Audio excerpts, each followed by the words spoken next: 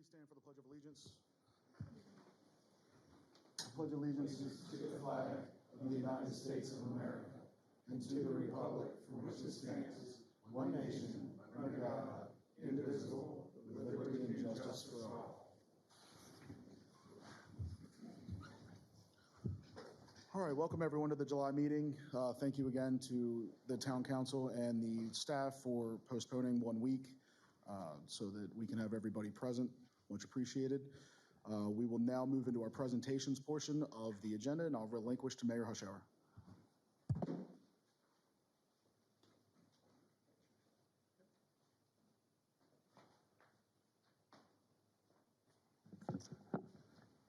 Okay, test. All right, so our town is made up of many commissions and boards, volunteers who come out and offer their time, and they don't get a lot of pay. As a matter of fact, they don't get any pay whatsoever, but they show up and they try to help out the town, serving on things like Parks and Rec, Planning Commission, the Board of Appeals, Water and Sewer Commission, all these different commissions. And we do have openings, so if anybody out there is interested, we do have some openings available. And you'll figure that out real fast when I offer these certificates to outgoing members that have served us with distinction, and we just want to recognize them for their contributions to the town. So I'm going to start with this one. We'll start with Kim Bynack, if you could come up. So, hi, Kim. So this is a certificate of recognition from the town of Mount Airy to Kim Bynack. You've been on the Planning Commission 2023 through 2026. And in recognition of your dedicated hard work and selfless service as a Planning Commission member, the time and effort that you have given to the town is greatly appreciated. It is volunteers like you that make Mount Airy what it is today. So thanks so much. And yep, you're welcome to say a few words. And you actually get a parting gift, so at least we can do is buy you lunch. All right, and if you have any words to say, you can say that too. Thank you.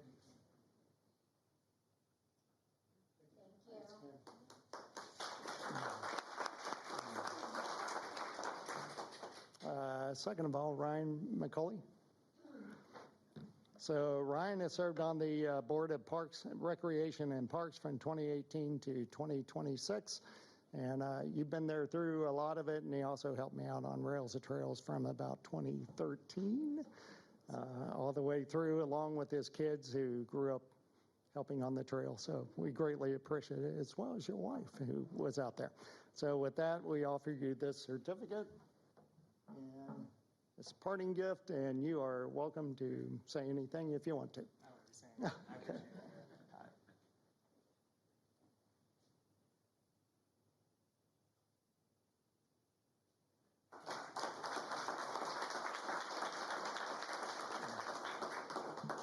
I think the last one that is here this evening is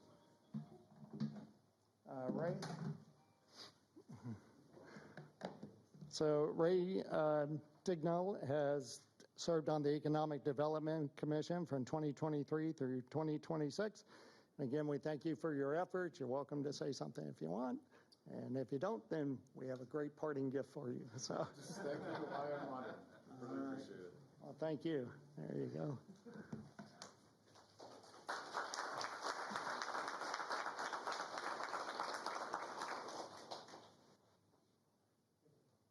Thanks so much. All right.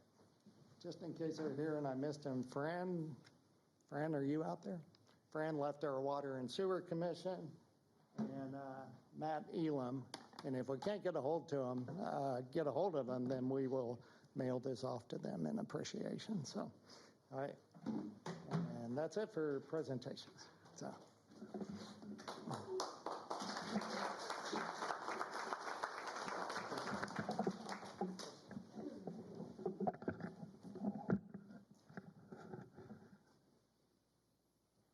I know we have some representation from Elite Baseball of Maryland here. Did you guys have anything? Do a quick statement. Sure.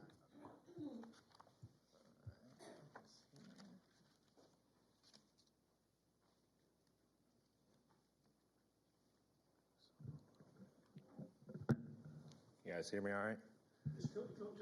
This part up? There we go.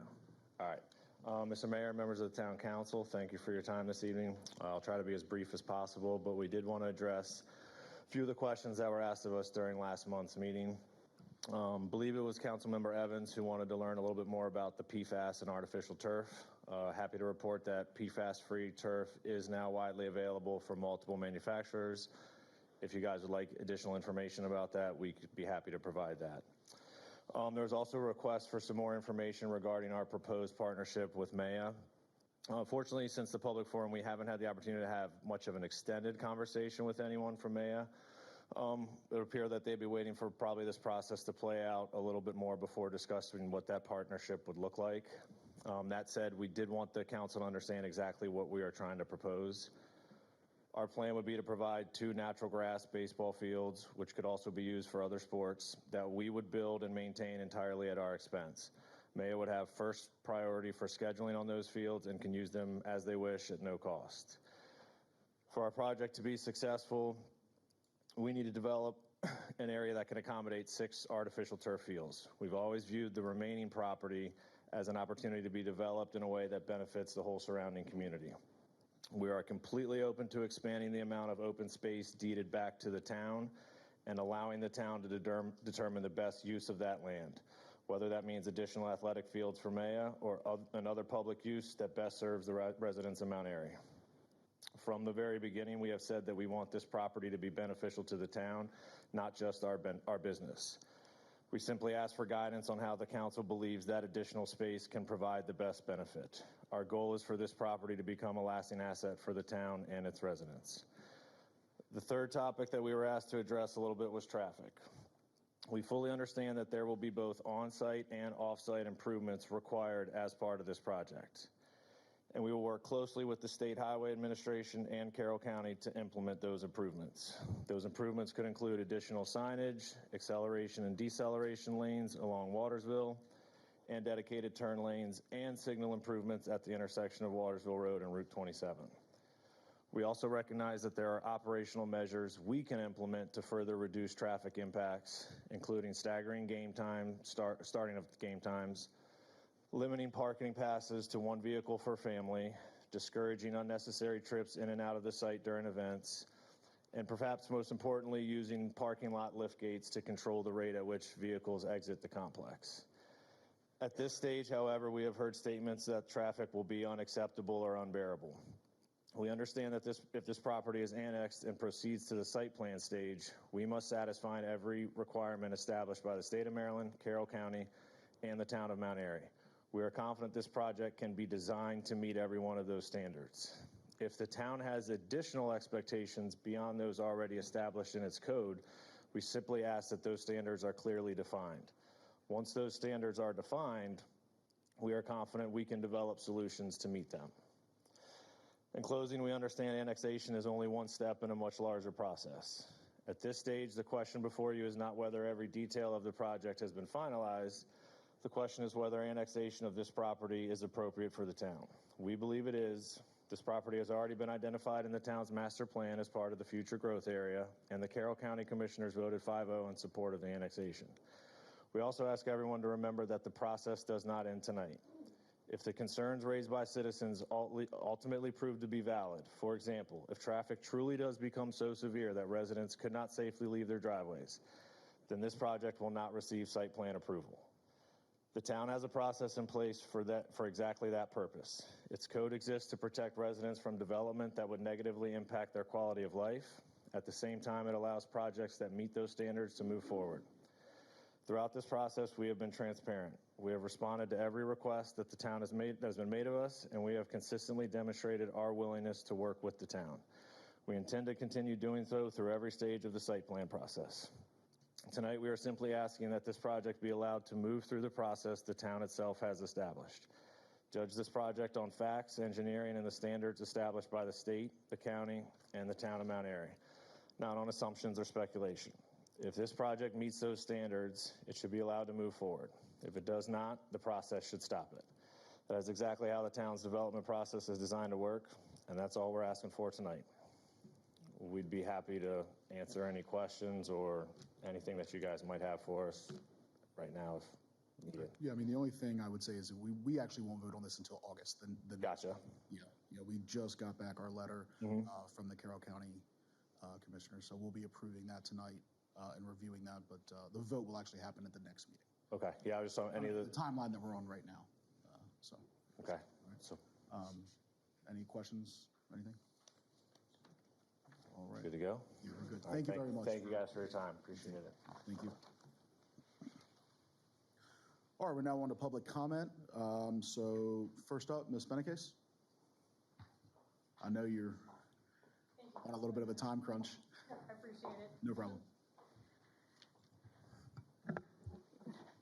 All right, good evening, everyone. My name is Emily Benekes. My husband Kevin and I own 1904 South Main Street. We've already discussed 2026-2 ad nauseum, the reasons for it, the reasons we need it. So tonight I will just attempt to provide a rebuttal to the mayor's veto memorandum. First of all, this is not executive encroachment, and I will explain why. It is well established that the legislative branch may absolutely direct how an executive body functions, and the best example of this is the Federal Administrative Procedure Act, or the APA.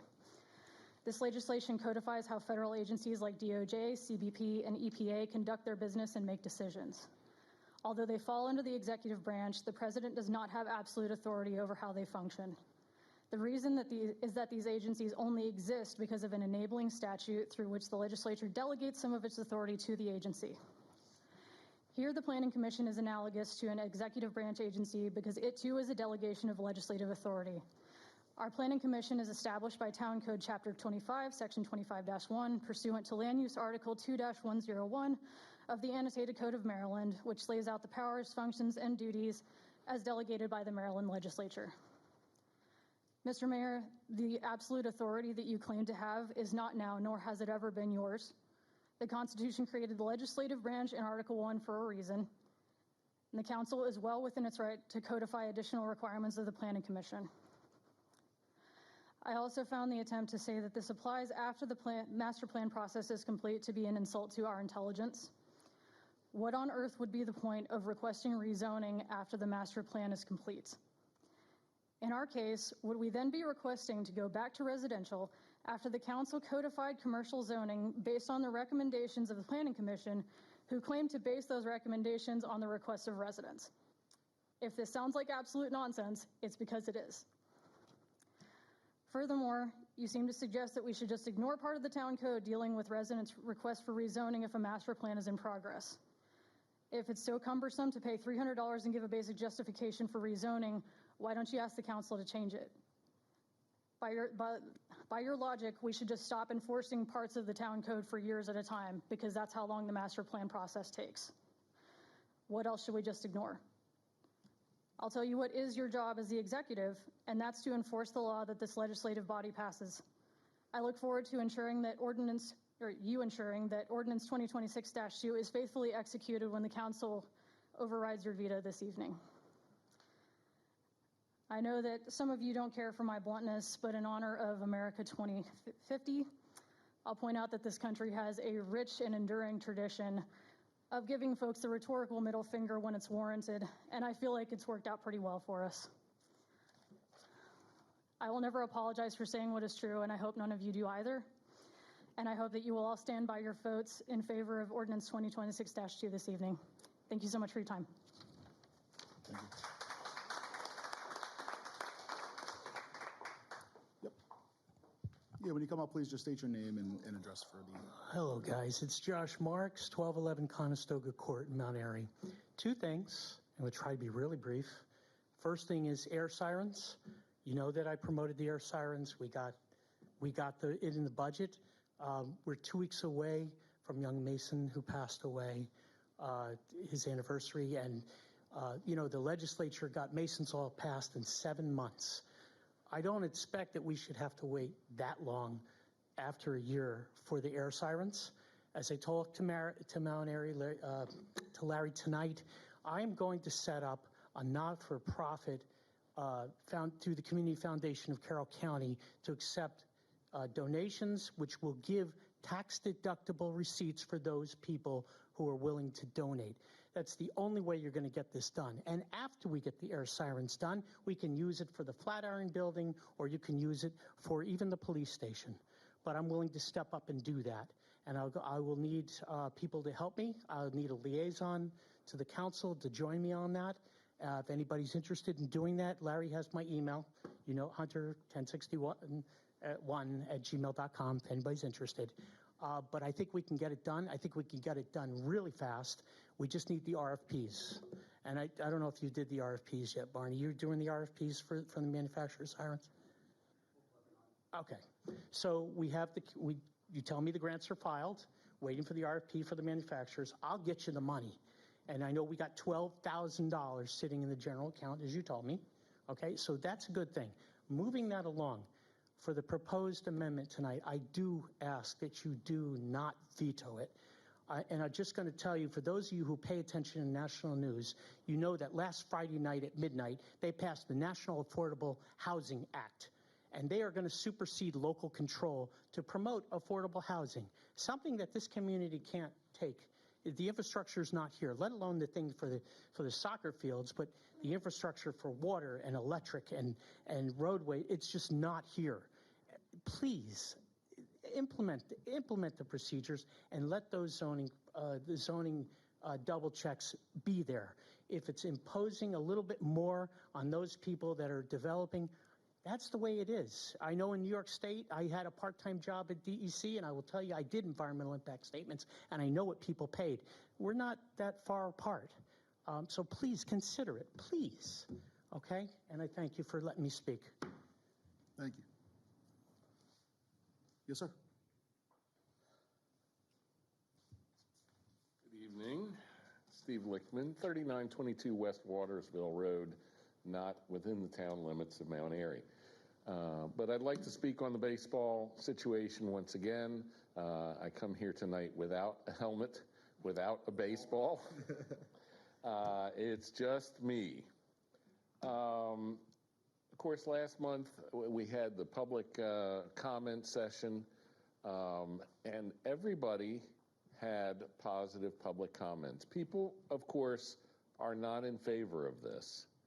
But as Councilman Munder pointed out at the end of the meeting and was echoed by most of the other council members, everybody was civil. Everybody was respectful. That is the nature of this town. We're overall a friendly place. We have the ability to disagree without being disagreeable, and that's a difference. We're not in favor of this, but we didn't get angry about it.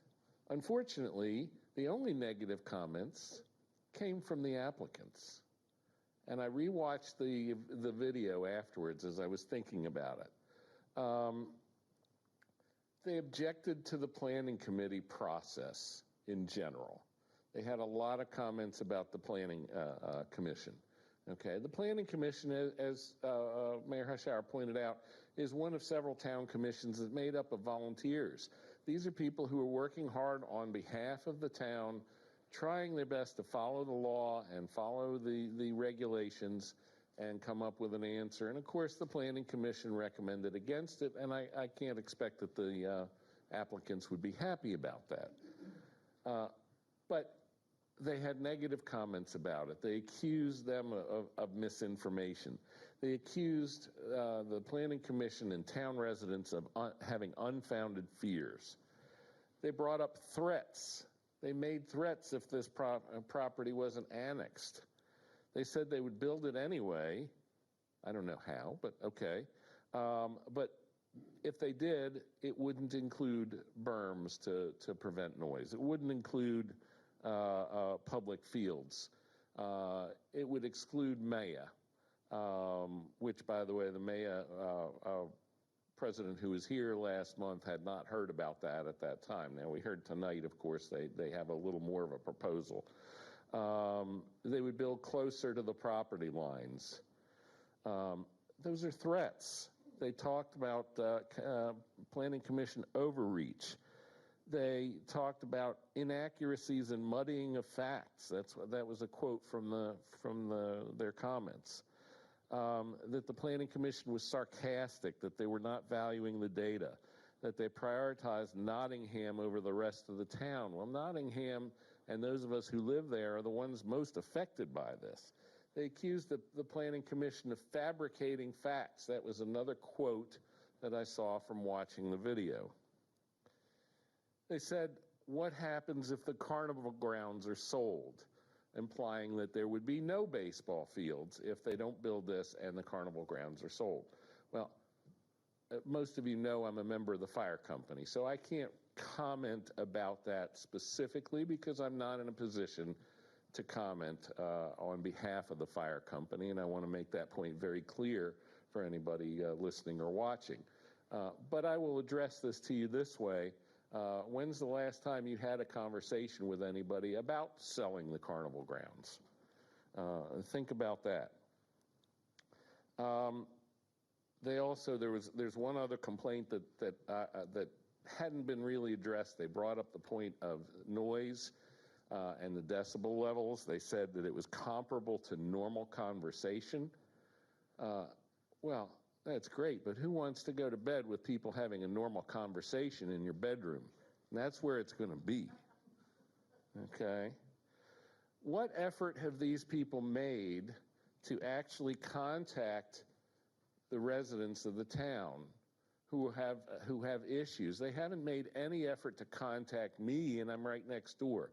They haven't made any effort to contact some of the other folks here, as far as I know, to the best of my knowledge, who are also going to be right next to this. They haven't made any contact, as far as I can tell, to contact anybody, any effort to contact anybody in Nottingham. They're ignoring it. They're going to bull through this no matter what. They made no effort. They made clear this is their dream. And I get that. I understand that. But it's not necessarily our dream. And it could turn out to be our nightmare. We don't know, but there's not enough facts yet. Are these really the neighbors we want? This town is made up of very nice neighbors, and I've been very happy since I moved here 28 years ago that people are friendly and pleasant. These are not the neighbors that we want, period. Thank you. Thank you for the opportunity to speak. If you guys want, just go ahead and hop in line. That's fun. Yeah. Thank you. No problem. How are you? Good, how are you? Good. Good evening. My name is Tina Stolman. I live at 1302 Crossbow Road. I respectfully ask the town council to vote no on the Warfield annexation. One thing that concerns me is transparency. I listened carefully during the last public hearing. Several speakers in favor of the project were affiliated with Elite Baseball or competitive travel baseball. I respect their passion for the sport and their desire to create opportunities. Their goal is to grow competitive travel baseball, and they get to go home afterwards. They don't live here. My concern is protecting the quality of life, our roads, our infrastructure, and the future of Mount Airy. They are not the same thing. I've also taken a little bit of time to learn about Elite Baseball. I applaud what these young athletes are doing and the opportunities that they are providing for players who want to compete at the collegiate level. However, the proposal being presented as a benefit for our youth, when Elite's primary focus is on competitive travel and showcase baseball with regulation 90-foot bases. Their baseball fields are designed for high school, college, and adult level play, not the younger recreational leagues many people picture when you hear youth sports. That raises an important question. What is in this for the town, and what is in this for the residents? Residents are not asking for promises, we're asking for answers.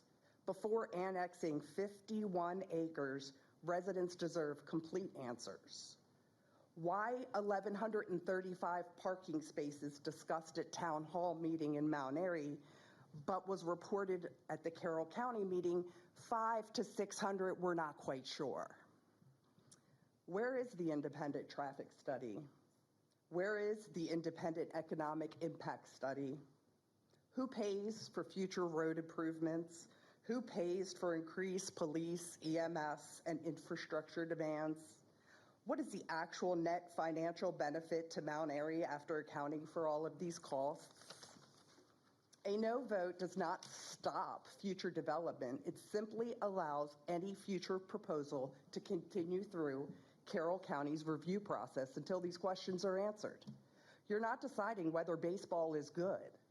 You're deciding whether annexation is in the best interests to the residents of Mount Airy. You were elected to represent the residents of Mount Airy, not a private developer, not a travel baseball organization, not tournament visitors, not restaurant owners that don't live in Mount Airy. I respectfully ask you to represent the people who live here. Put the residents first, please. Thank you.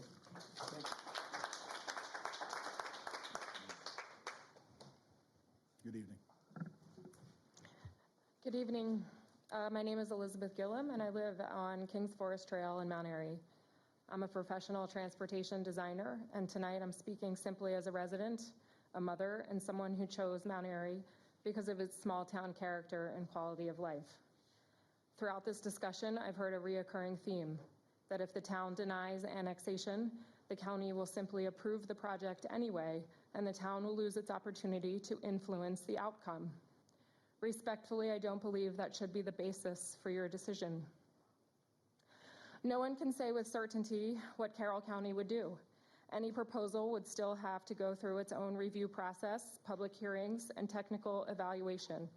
Approval is not automatic, and even if the county were to consider a project in the future, there is no reason to assume it would be identical in size or intensity or impacts to the proposal before you today.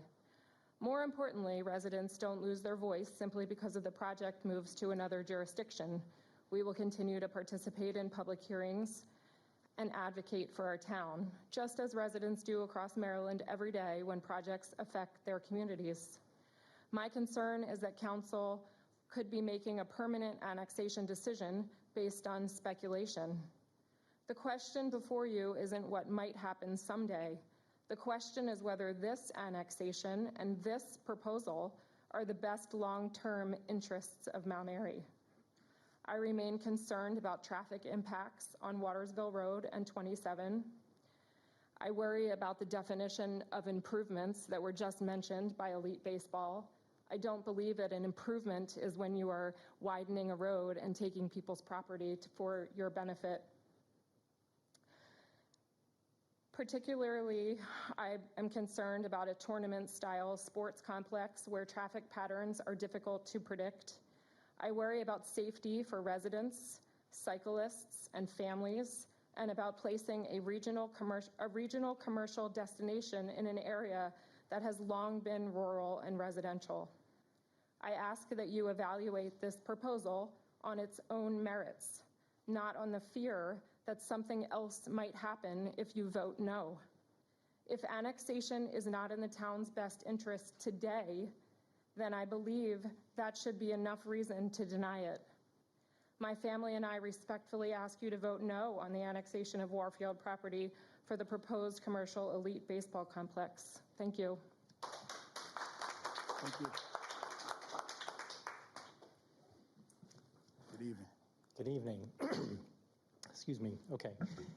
Michael Rash, 2508 Kings Forest Trail. First, I wanted to thank the council and the town for a wonderful America 250 celebration over the 4th of July weekend. The fireworks were spectacular. I'm here to oppose the Warfield property annexation and sports complex, and I wanted to provide an update on some recent developments. The June 10th town council meeting, which ran for 3 hours, had a huge turnout from residents, and it was clear the vast majority is opposed to the sports complex due to the impact it will have on our lives. For the people that Elite Baseball brought in from out of town to express support for the sports complex, we agree with their enthusiasm for youth sports. However, if a mega sports complex were going to be built right next to their homes with all of the life-disrupting impacts from traffic, noise, and lights, if we're being honest, those same people would be singing a different tune if they were in our shoes. Either way, the town council decision will not affect their lives. They don't live in the town. Your decision will affect our lives. Another notable development during the June 10th meeting is that the Maya board president, Brian Compton, provided public comment that the sports complex is not wanted. That is significant. Now, switching gears. On June 16th, the Carroll County Planning and Zoning Commission made it crystal clear that they do not agree with the use of the Warfield property as proposed by Elite Baseball. Every single one of the 6 Planning and Zoning Commissioners, including the chair and the vice chair, are opposed to the land use as a sports complex. You can find the video recording on YouTube. Just search for Carroll County, Maryland Planning and Zoning Commission June 16th and go to the 7-minute, 50-second mark. Why is this important? If the Mount Airy Town Council votes down the annexation, as we all hope that you do, then Elite Baseball would have to get a conditional use approval from the County Board of Zoning Appeals in order to proceed. And there's a complex process, I know. But every single step of that process allows for public comment also. Ultimately, the Planning and Zoning Commission has final approval authority, and they have already confirmed with their public testimony that they don't believe the sports complex is a proper use for the Warfield property. Now, it is possible that Elite Baseball could come up with a plan that would get approved by Planning and Zoning at the county level. However, it would be drastically scaled back from what they are currently proposing. And at some point, economics takes over. For Elite Baseball to turn a profit after purchasing the land for $2 million and then the additional cost of developing it, it is unlikely this will be profitable for them. So where are we with the sports complex today? Nottingham doesn't want it. The Maya board president doesn't want it. The surrounding people don't want it. The Mount Airy Planning Committee voted against it. And the entire Carroll County Planning and Zoning Commission has rejected the use of the land as a sports complex as well. Simply put, it is clear that the Warfield property is not a good location for a mega sports complex. Please give us the chance to fight it at the county level by voting it down here. If the land must be developed, let's get a home builder in there and have more people in the town who live here and care about the town instead of a bunch of traveling sports teams who have no vested interest in the town of Mount Airy. Thank you. Thank you.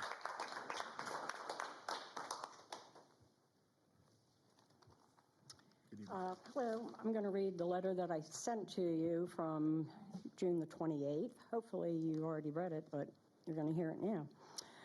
Regarding the annexation of the Warfield property. My name is Linda Polson. I am not a town resident, but I live directly adjacent to the Warfield property at 3850 West Watersville Road. At the June 10th public hearing, after 2.5 hours of public comment, not one person from Mount Airy supported the ball field development because their children could not play ball due to a shortage of fields. The only people that spoke in support of the annexation and development of ball fields were the 2 coaches from out of town, Mr. Warfield, whose family is the owner and seller of the Warfield property, and Billy Devers, owner of Liquidity Ale Works, representing himself and a few of the downtown businesses who obviously didn't care enough to show up and speak for themselves, when the reality of it is 5 Guys and Chick-fil-A will be the real Mount Airy business winners should the Elite Baseball project go through, because kids are not going to Liquidity Ale Works for an after-game beer. A sports center of this magnitude belongs on properties such as the county-owned property at Route 27, Watersville, Boatler Roads, which would have ingress-egress from Route 27 and would be capable of handling the additional traffic with just a few road improvements. Houses on 3 to 5 acres would much better suit the surrounding area of the Warfield property and bring additional tax base to the area and new Mount Airy residents who will permanently support Mount Airy businesses. I applaud your own Planning Commission members who voted unanimously against this project, and especially for the members of that committee that spoke against this project at the public hearing. I know this is about the annexation of the property into the town of Mount Airy, but please do not do it for the purpose of a business that will destroy the harmony of the surrounding areas. Thank you. Thank you. Good evening. My name is Amy Gray, and I live on Quarterstaff Trail. Like I said, my name is Amy Gray, and I have been a resident of the town of Mount Airy for almost 7 years. My family and I moved here because we were drawn to Mount Airy's small town charm and that it's away from the hustle and bustle of larger cities like Frederick or Gaithersburg. I'm speaking today to express my disapproval of the proposed annexation plan that Elite Baseball has put forward. I strongly feel that the town of Mount Airy will not benefit from the proposed plans. First, I feel that the traffic study that Elite Baseball has done does not take into account real-life situations.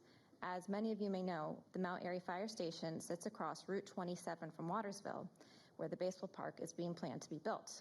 Watersville Road acts as an access point to all the houses on Watersville Road, Glenridge Drive, Newman Drive, Jackson Drive, Wanda Drive, many houses on Runkles Road, 5 other roads, and not to mention the 420 houses that are in the Nottingham neighborhood. If Elite Baseball builds a parking lot that can hold over 1,000 spaces, the congestion of cars trying to exit the ballpark will be astronomical.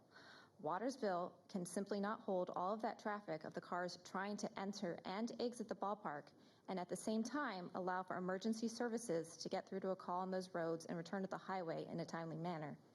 Elite Baseball's data on how many times that emergency services has been called to the ballpark might be on track, but they didn't provide any data on how it would affect EMS services to the surrounding areas. Secondly, their traffic study and presentation states that it would only be an additional 3 seconds wait time during the commute, an additional 6 seconds on weekends.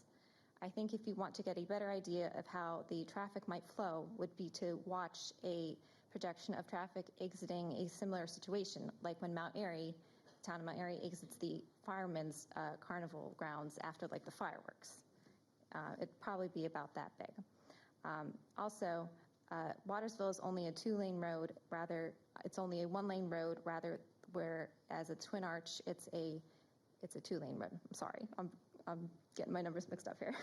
I'd like to argue that the manner in which Elite Baseball has conducted themselves, they've shown themselves to be presumptive that the ballpark will be built, consequences to the town be damned. As told in their June 10th public hearing presentation, if the property is not annexed, the town will, quote, have no say in the project, quote, no fields will be provided to MEA. Should the town conduct business with an entity that holds a promise only if the entity gets their way? Is it also necessary to add that the noise will increase, much to the noises of the surrounding homes, if the property is not annexed by the way of increased maintenance noise? Perhaps one can measure the noise of a ballpark of this size, but how is one to measure the annoyance of the residents in the surrounding homes? Finally, Elite Baseball has provided letters from Ted Jedlum, Sean Williams, Eric Lipton, all coaches and business owners who live and work in either Ellicott City or Sykesville. Whether Elite Baseball is able to build this park has little or to no bearing on them and their conscience. These are the letters that are currently up on the town's website. As such, I ask that these letters not be used as reasoning in support or in favor of the ballpark. As none of these residents live in Mount Airy, they don't, to use the old saying, have a dog in this fight. I respectfully ask that you all give serious consideration to these and all the other points being made by myself and the other residents of Mount Airy. Thank you. Thank you. Good evening. Mayor, Town Council, my name is Brian Fitzpatrick. I spoke last month. I live at 603 Airwood Circle in Nottingham. I'm 4 houses down from this proposed project. I'm here with my wife. We've been here for 26 years. And just to comment on what the Elite Baseball rep said a few minutes ago, he mentions extra signage and a gate to mitigate traffic flow. Where else do you see that? You see that on I-270 and I-66. I mean, if that doesn't scream no, I don't know what does. But I will say, because I'm going to be very short, I think I spoke enough last month, I do agree with one thing that the Elite Baseball representative did say. He did say that it's up to the town council to make decisions that are going to affect our quality of life. And I ask that each and every one of you think very hard about that next month, because it's going to be a big deal. If this gets pushed through, we have no recourse. Thank you very much. Thank you.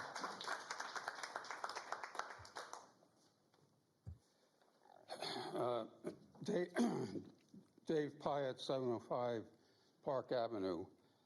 I'm not here to talk about the sports complex. I'm upset with the Orioles and I'll leave it at that. But I did want to address the ordinance 2026-2. I know I've sent you all a bunch of notes, and you're probably tired of hearing from me. But I'd like to give Councilman DeMotor a kudo for taking on this challenge. It wasn't easy. I was the council liaison twice during a master plan. And when you make decisions that affect people's property values, which I did, and they come up and talk to you, you better have a damn good reason of why you did it. And I have to say I was considered fair, but you have to have a good, solid basis for it. The last master plan lasted 6 years. The people that started it were totally different from the people that began the process.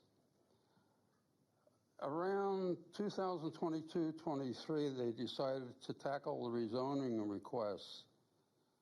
And I was interested because at that time, Dr. O'Brien hadn't received his commercial zoning. And I wanted to see how those rezonings were setting the tone. So I went to some of the meetings and watched them on the YouTubes. It was a very difficult process. There were contradictory, I would say, competing zoning requests. Some wanted upgrading, they wanted commercial or something higher. Some wanted to stay the same. And some said, well, I'm going to wait and see how this shakes out. Well, I think there were 31 or so requests. And those meetings were very chaotic. I mean, it was kind of like, what are they going to do? So they wrestled with it. And I could only dig out 1 or 2 staff reports. They were done. Now, for all the other master plans, 1992, 2003, and 2013, staff reports are always done. Now, they may not have been consistent with the existing ordinance, but they were done. And even at that, when you got to the end of the train, the Planning Commission wrestled with it and made their recommendation. Sometimes it was 6 months or a year before it finally got to the council for them to have the final decision. And it was like being relitigated again. This is a trivia question. I guess I'll provide the information. And around 2010 or 11, I was very active in Maryland Municipal League. And there was a lot of new ordinances on master plans at the state level. The state loves to tinker with us. We're there, they just love the governor, they tinker with us. So when it got to the 2012-13 master plan, the question was who had the final say, the Planning Commission or the council? So I got Mayor Pat was mayor then, and I got him to write a letter to the Attorney General asking the question, who has the final authority, the council or the Planning Commission? We never got a response. So what we think of as cast in concrete, yeah, the council is the final arbiter, the final decision making. And Tom's sitting there. He knows there's a lot of loose ends in this, Tom. It's not all, that's why you guys make the big bucks, is to get down and argue these cases. And from what I could see, there was a lot of thumb wrestling on the ordinance and a lot of back and forth and a lot of comments. And I have to, again, give Steve credit for hanging in there. But it was all done. It seemed like it was pretty good. You had that flow chart where it showed how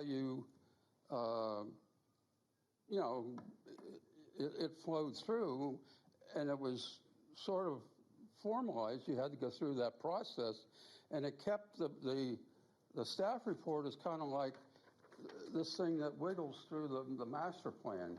Once you get everybody to sign out what that rezoning request is, that thing works its way through the pipes.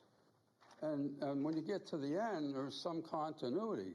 So like these poor people who live up there that say, why wasn't it done that way?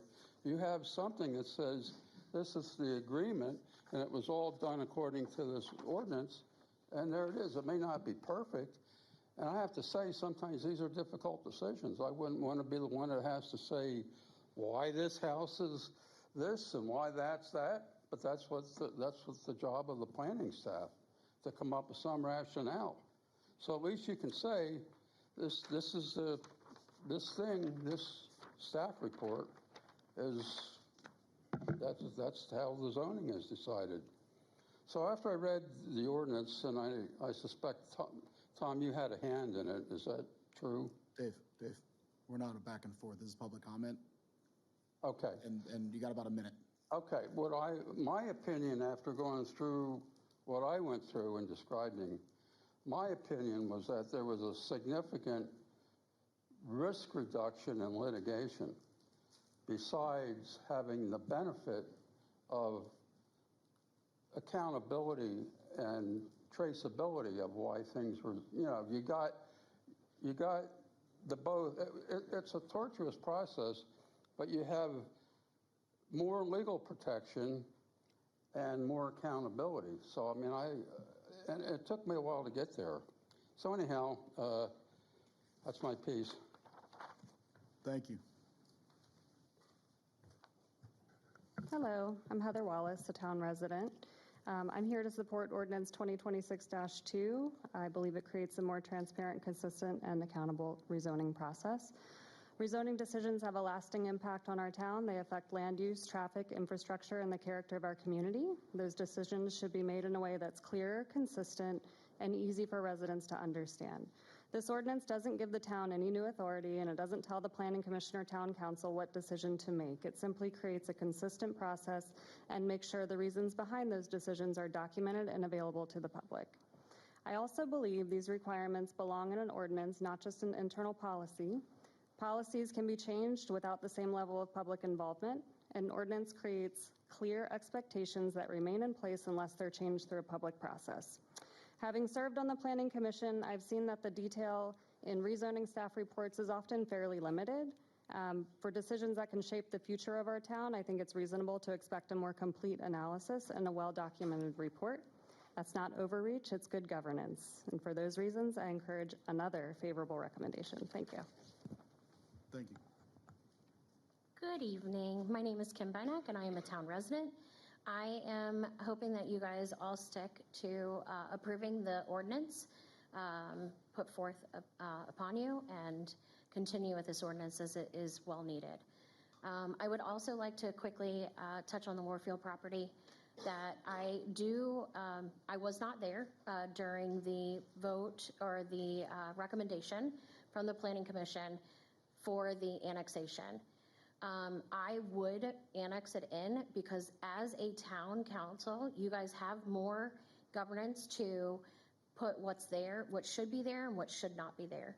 As a planning commission, we go through the APFO standards, and if traffic and other items do not govern this property to be a ball field, then we could put housing or find a builder that wants to do something. If it goes to the county, nobody guarantees anything to happen. It is up to the county, and the county really does not care about us. They don't care about the traffic. They will do what's right for them if it's not annexed in. So I just want you to keep that in mind. Thank you. Thank you. Good evening. Good evening, everybody. Hope everyone had a good 4th. I just wanted to talk a little bit about the food truck ordinance. I know that's last on the agenda this evening. I'm Anthony DeGangi. I'm owner of Walkers on Main and some other restaurants nearby. I employ approximately 35 Mount Airy residents. And I just want to thank you for the opportunity to speak tonight. I want to acknowledge that you're probably wondering why am I even talking, right? You guys are going to grandfather it's my business into the ordinance. That's how it's written right now. I'm kind of here on principle as a resident also of Mount Airy. So I do appreciate the grandfathering, but I want to recognize that as a resident, I have some concerns with the ordinance. I think the grandfathering language is a little too loose and does not provide the level of clarity and protection that an existing permitted operation should have. The language should be specific enough to ensure that businesses that have already invested, complied with existing requirements, and become part of the community are not left with uncertainty in the future. I think it's important to take a step back and remember where this ordinance began. On April 28th, 2025, at approximately the 35-minute mark of the Planning Commission meeting, the Director of Planning and Zoning Administrator introduced food truck regulations as an issue for the town to consider. The stated concern by him was competition with brick and mortar businesses. It was said that it was not fair because food trucks were not paying a lease the way traditional restaurants do. Don't quote that, but that was what I just watched an hour ago to refresh my memory. I found that noteworthy because it was the day before my fully permitted, semi-permanent food trailer opened, and only about 2 weeks after we had arrived in town. During that same discussion, the Director of Planning and Zoning also mentioned that someone had complained about a food truck being set up in a public parking lot and that he received complaints from other business owners. I would assume that any complaints made directly to town staff are documented, and I believe the council should have the opportunity to review those records when considering whether this ordinance is addressing a demonstrated problem. Since that day, the town has spent well over a year discussing, revising, debating, and rewriting Ordinance 2026-22. The Planning Commission has given the ordinance an unfavorable recommendation, most recently by a 4-to-1 vote. The latest draft generated 43 comments from the Planning Commission itself, but still went to the Town Council. When the ordinance previously came before the Council, there wasn't even a motion to move it forward. So I'd like to ask one simple question. What problem are we actually trying to solve? To my knowledge, there is no documented mobile food unit or food truck problem in Mount Airy. Food Truck Mondays have existed for years. The farmers market has mobile food vendors. Liquidity Ale Works has had a food truck operating just about every day since opening in 2022, and the community has embraced that partnership without documented public safety issues or pattern of resident complaints. Mobile food vendors have operated throughout our community without the problems this ordinance seems to anticipate. If those problems existed, then let's discuss them. Where is the evidence? Where are the documented complaints? Where are the complaints received by town staff? Where are the enforcement actions? Where are the public safety incidents? If the concern is competition, I don't believe it is the role of town government to regulate competition. Every business in Mount Airy competes. Restaurants compete with other restaurants. Coffee shops compete with other coffee shops. Food trucks compete with other food trucks. Retail stores compete with other retail stores. Competition benefits consumers. It encourages businesses to improve, innovate, and provide better value. Government's role is to protect the health, safety, and welfare of the public, not to shield one business model from another. During the same Planning Commission meeting, concerns were also raised about propane, generators, and safety. Those issues are already regulated through existing laws and agencies, including the Health Department and the Fire Marshal. Those protections already exist. So I come back to the same question. What is Ordinance 2026-22 accomplishing that existing regulations do not?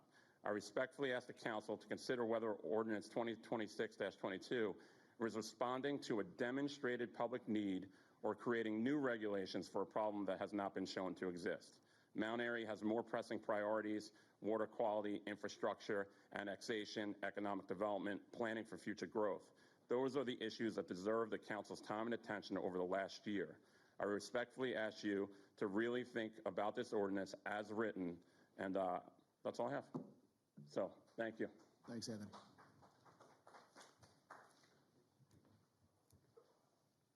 Good evening. How are you? My name's Troy Shuckles. I live at 3706 Watersville Road.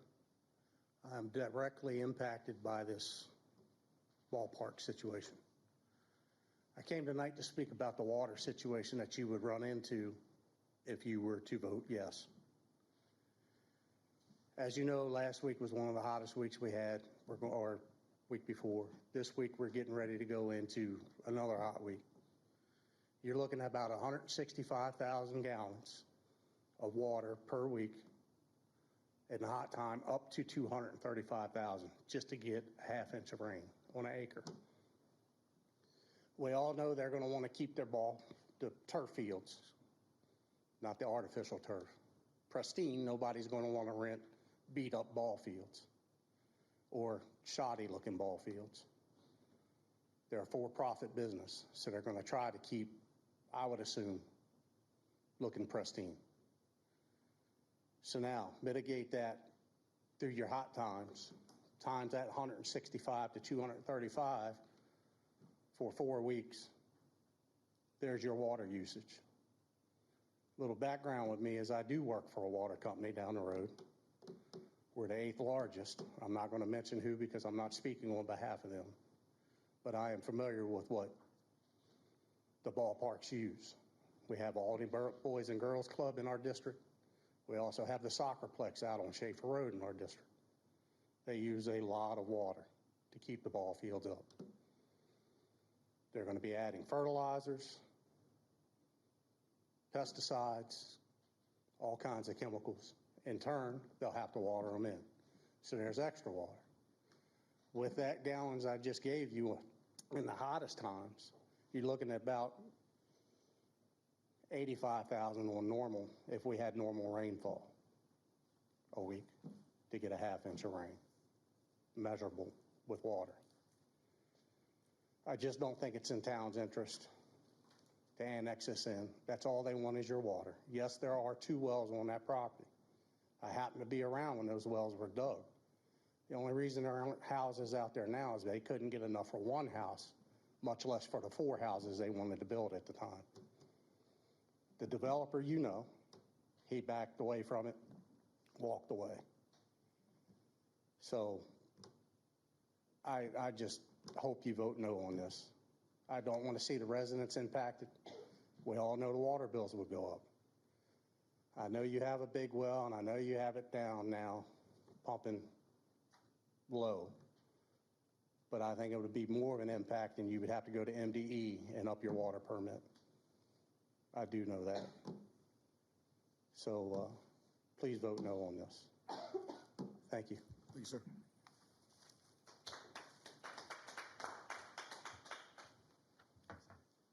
Tim, looks like I'm a cleanup batter, to use a baseball metaphor.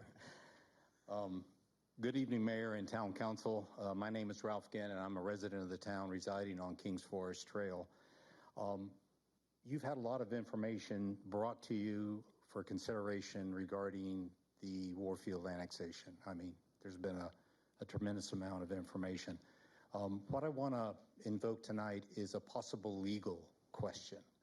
And I'm not a lawyer. I'm not schooled in the profession of law. Frankly, talking about the law makes me more nervous than a pregnant nun. With all that, I'm going to focus on what's referred to as the Maryland 5-year rule.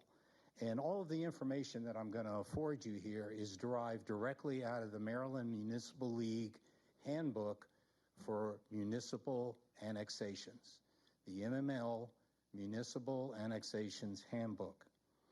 And in short, the 5-year rule, as outlined in that handbook, says that in the Land Use Annotated Code for the state of Maryland, subsection 4-416B, which is the local government's article of the annotated code, it provides that no city or town may, for 5 years following an annexation, allow any development of that property within the annexed area if the development would be substantially different than the use authorized under the county zoning at the time of the annexation.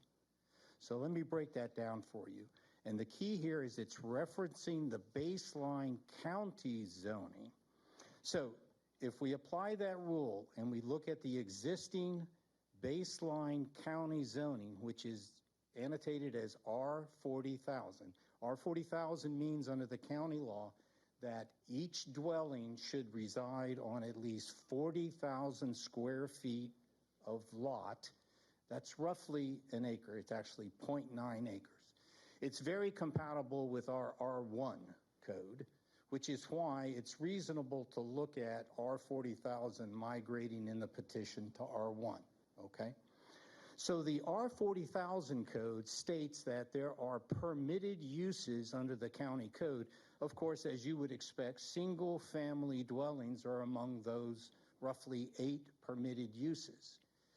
Outdoor recreation facility and indoor recreation facility is a non-permitted use. It's referred to the Board of Zoning Appeals for them to allow it. It's referred to in the jargon of the county as a conditional use. Under the conditions that the BZA approves it, it may proceed with site planning and so forth. It is not a permitted use.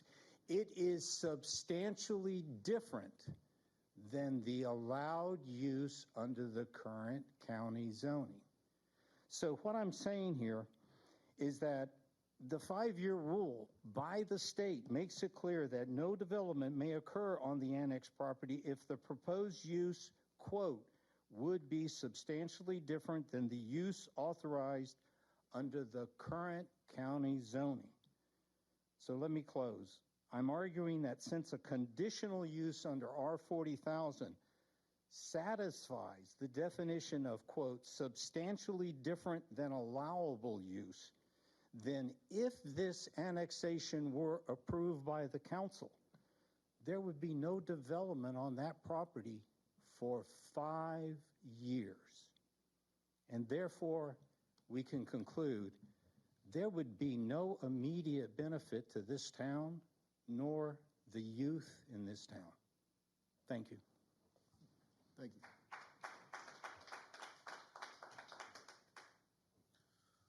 All right, thank you to everyone who spoke. Next up, we're on to approval of council meeting minutes and closed minutes. First up, we have our June 2026 town council meeting minutes. I'll make a motion to approve. Do we have a second? Second. Any discussion? All right, hearing none, all in favor of approving the June 2026 town council meeting minutes, please signify by saying aye. Aye. Opposed? All right, we have June 2026 public hearing minutes for ordinance 2026-2, standards and process for rezoning properties. I'll make a motion to approve. Do we have a second? Second. Any discussion? All right, hearing none, all in favor of approving the public hearing minutes for ordinance 2026-2, please signify by saying aye. Aye. Opposed? Then we have our June 2026 public hearing minutes for resolution 2026-10 for the water resources element. I'll make a motion to approve. Do we have a second? Second. Any discussion? All in favor of approving the June 2026 public hearing minutes for resolution 2026-10, please signify by saying aye. Aye. Opposed? And last, we have our June 2026 closed meeting minutes. First one was subject litigation. I'll make a motion to approve. Do we have a second? Second. Any discussion? All right, hearing none, all in favor of approving the June 2026 closed meeting minutes under litigation, please signify by saying aye. Aye. Opposed? And lastly, we have our June 2026 closed meeting minutes, subject land acquisition. I'll make a motion to approve. Do we have a second? Second. Any discussion? Hearing none, all in favor of approving the closed meeting minutes for land acquisition, please signify by saying aye. Aye. Opposed? All right, thank you. And last but not least, June 10th, 2026 public hearing minutes under annexation resolution 2025-47. I'll make a motion to approve. Do we have a second? Second. All right. Any discussion? Hearing none, all in favor of approving the June 10th, 2026 public hearing minutes under annexation resolution 2025-47, please signify by saying aye. Aye. All right. I do not see Hall of Famer Matt Hurd in the audience, so we will move on to the Mount Airy Police Department report with Chief Ginevra. Good evening, Chief. Good evening, sir, Mayor, and Council. For calls for service, the Mount Airy Police Department had 768 calls for June of 2026. We had a large increase from June of 2025 of 492. I just want to remind everyone that those not only are calls that we receive, but self-initiated calls for service as well. For traffic citations, there were 80 citations issued, 223 warnings. For safety repair orders, there were 18. There were 2 DWI arrests. There were 17 traffic arrests. A total of 129 traffic stops that were conducted, and we had 6 criminal arrests during that month.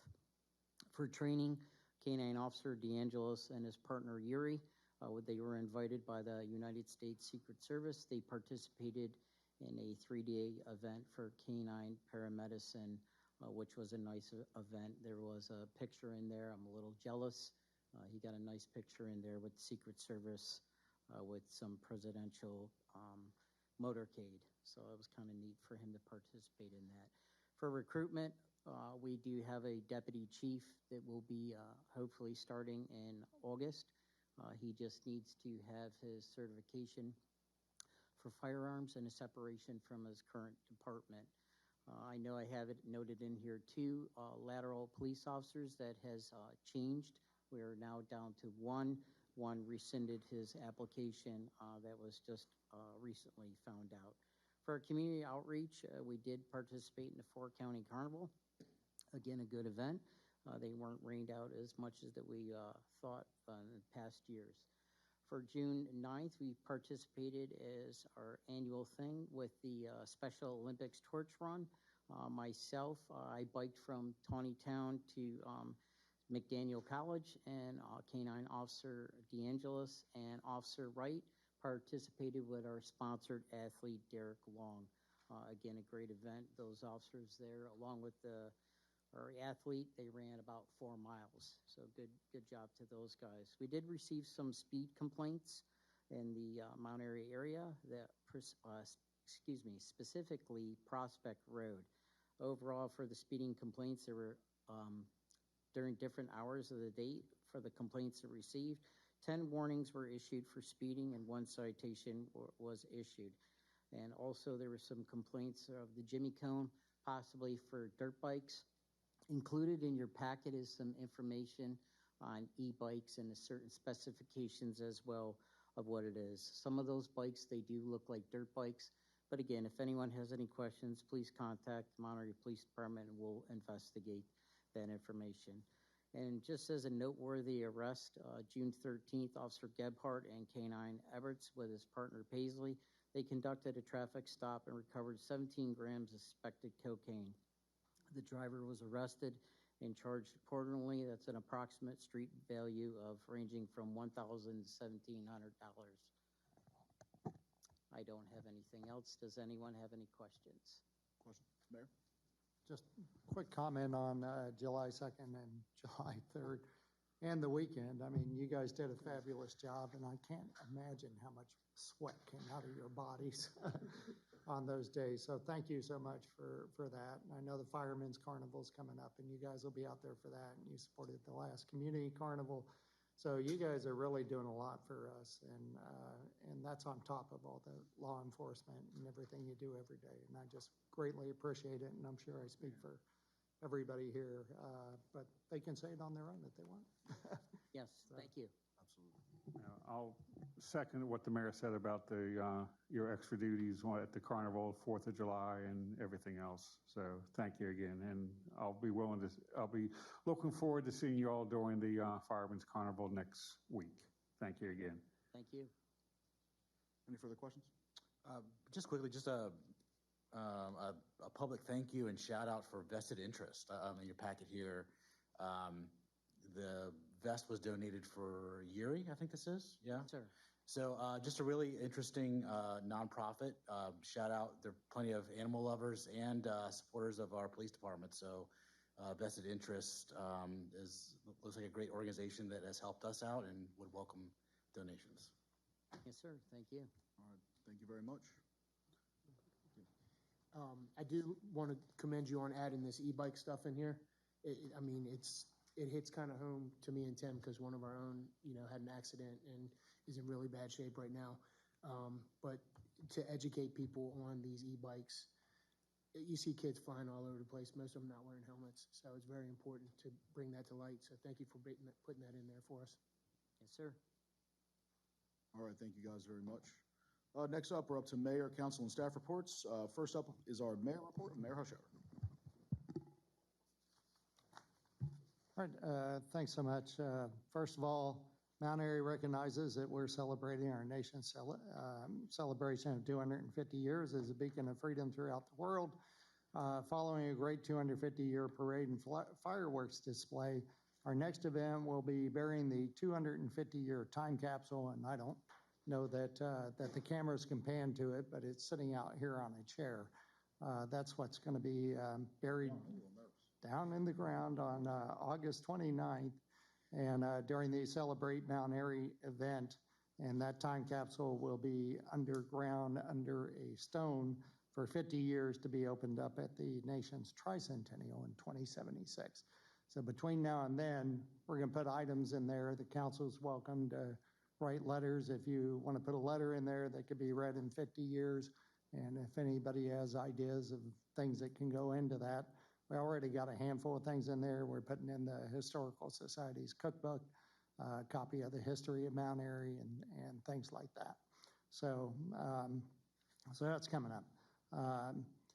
Attended MML in June and kind of had hit the big events from every day that I experienced. Monday was spent most significantly on storm sirens. I went to a course called Chaos and Calm. Listened to Wayne Creedick of Myersville and talked with Kevin Simmons from Annapolis about the recent weather and the storm sirens that we have that we're proposing. They were very interested, and I ended up going to the mayor's lunch, and lots of people were interested in Mason's Law, and we talked about that. Tuesday, most significant kind of offline conversation I had was Secretary Rothstein talking about veterans' causes. And then that day we accepted the Banner City Award for the town of Mount Airy. And on Wednesday, I attended the Effective Meetings class, which was taught by Lynn Galletti. It's always fun to go in there and see what video she's going to put up of our town council meetings. So always makes it interesting. And lastly, what I'll point out is a thank you to Council Member Evans, the many coordinators, town staff, sponsors, and the volunteers that conducted a fabulous parade and fireworks display on July 3rd in celebration of the semi-quincentennial celebration. And a special shout out to Digging and Rigging for raising that 40-foot by 60-foot flag. I think that's the dimensions. As part of the celebration, that's always a highlight of that event. So thank you. And that concludes my report. All right, thank you, Mayor. All right, next up, we have the Water and Sewer Commission, Beautification Commission, the Inclement Weather Task Force, and 250th Semi-Quincentennial Committee with Councilmember Demoter. All right, thank you. Beautification Commission, they have been outside weeding our town's gardens and forming ideas for new plantings.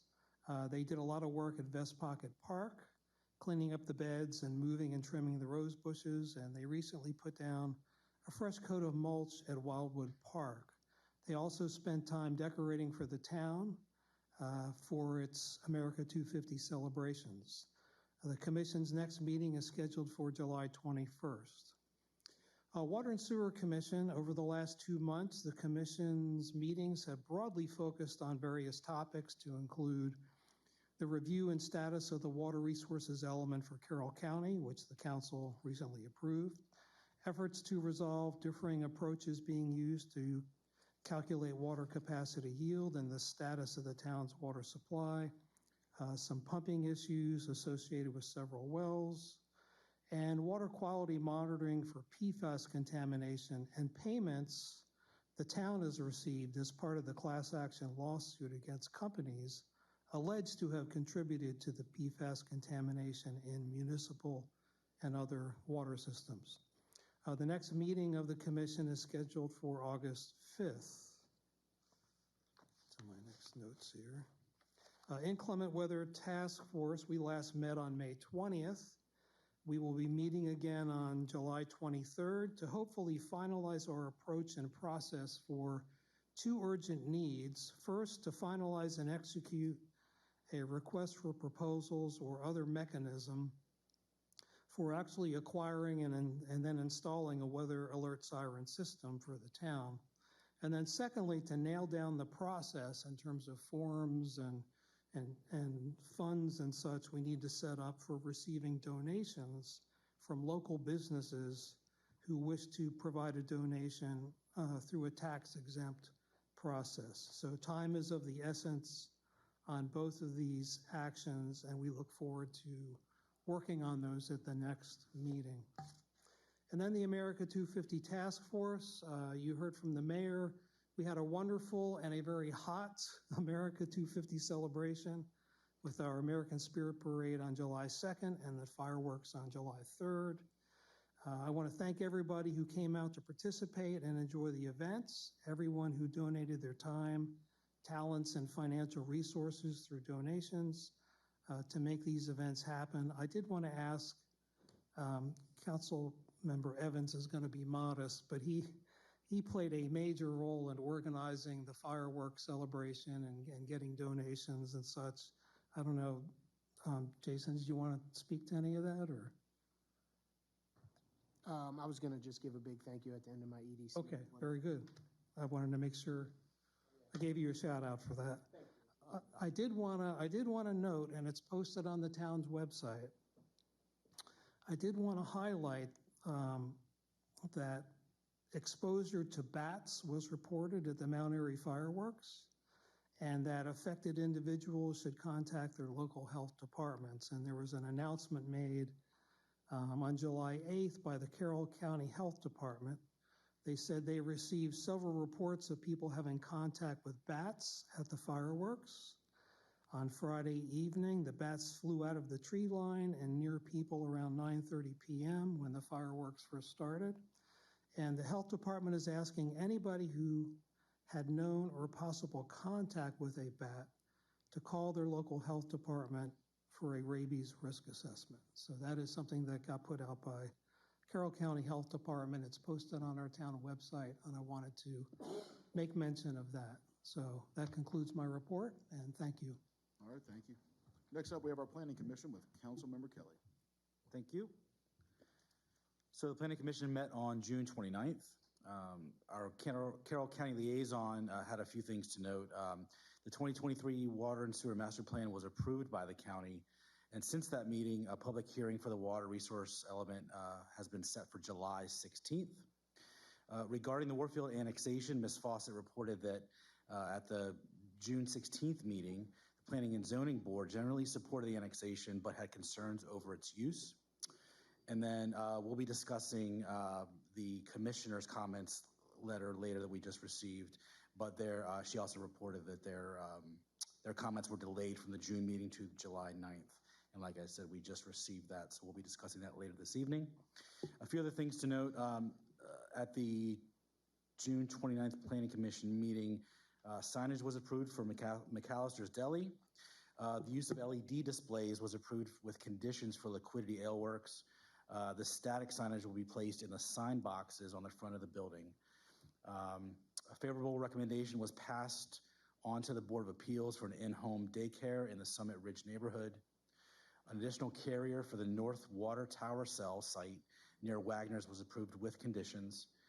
And lastly, Ordinance 2026-22, new mobile food truck ordinance, was discussed and received an unfavorable recommendation and a 4-1 vote. The Planning Commission will meet next on July 27th at 7 p.m. That's all I have. Next up, we have our Streets and Roads Commission, Commission on Aging and Livability, and the Flatiron Task Force with Councilmember Munder. All right, thank you, Council President. I'll start off with Cole. The meeting was held on Wednesday, June 24th at 5 p.m. here at Town Hall. Various topics were discussed, including the senior center. Various ride services for town residents of all ages were discussed. So please remember that Carroll County residents do have Carroll County ride services available to them. We are also working with a group called Rides for Good of Frederick to establish a program to allow, if I'm understanding it right, town residents from Carroll County to obtain transportation to locations in Frederick County. The next meeting is scheduled for next Wednesday, July 22nd at 5 p.m. at Town Hall. There was no Streets and Roads meeting in June since the commission only meets during the odd number months. There is no meeting for this month due to several members being on vacation. The next meeting will be in September on the last Tuesday of the month.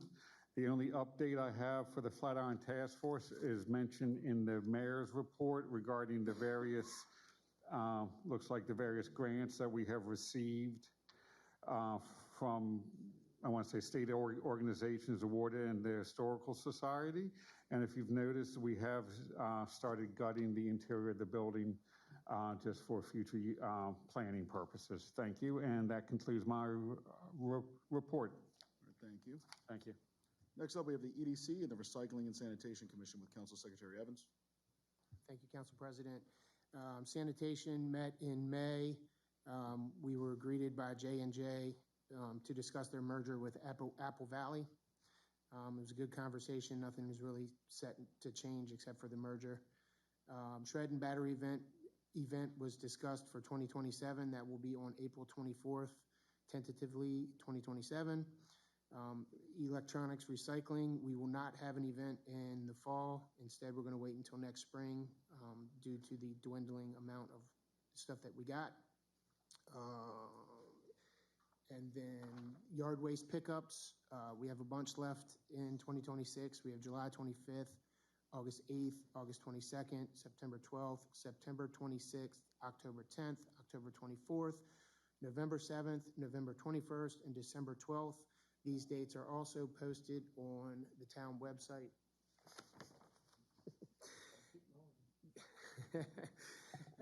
Our next meeting will be in September, as our July meeting has been canceled for lack of attendance.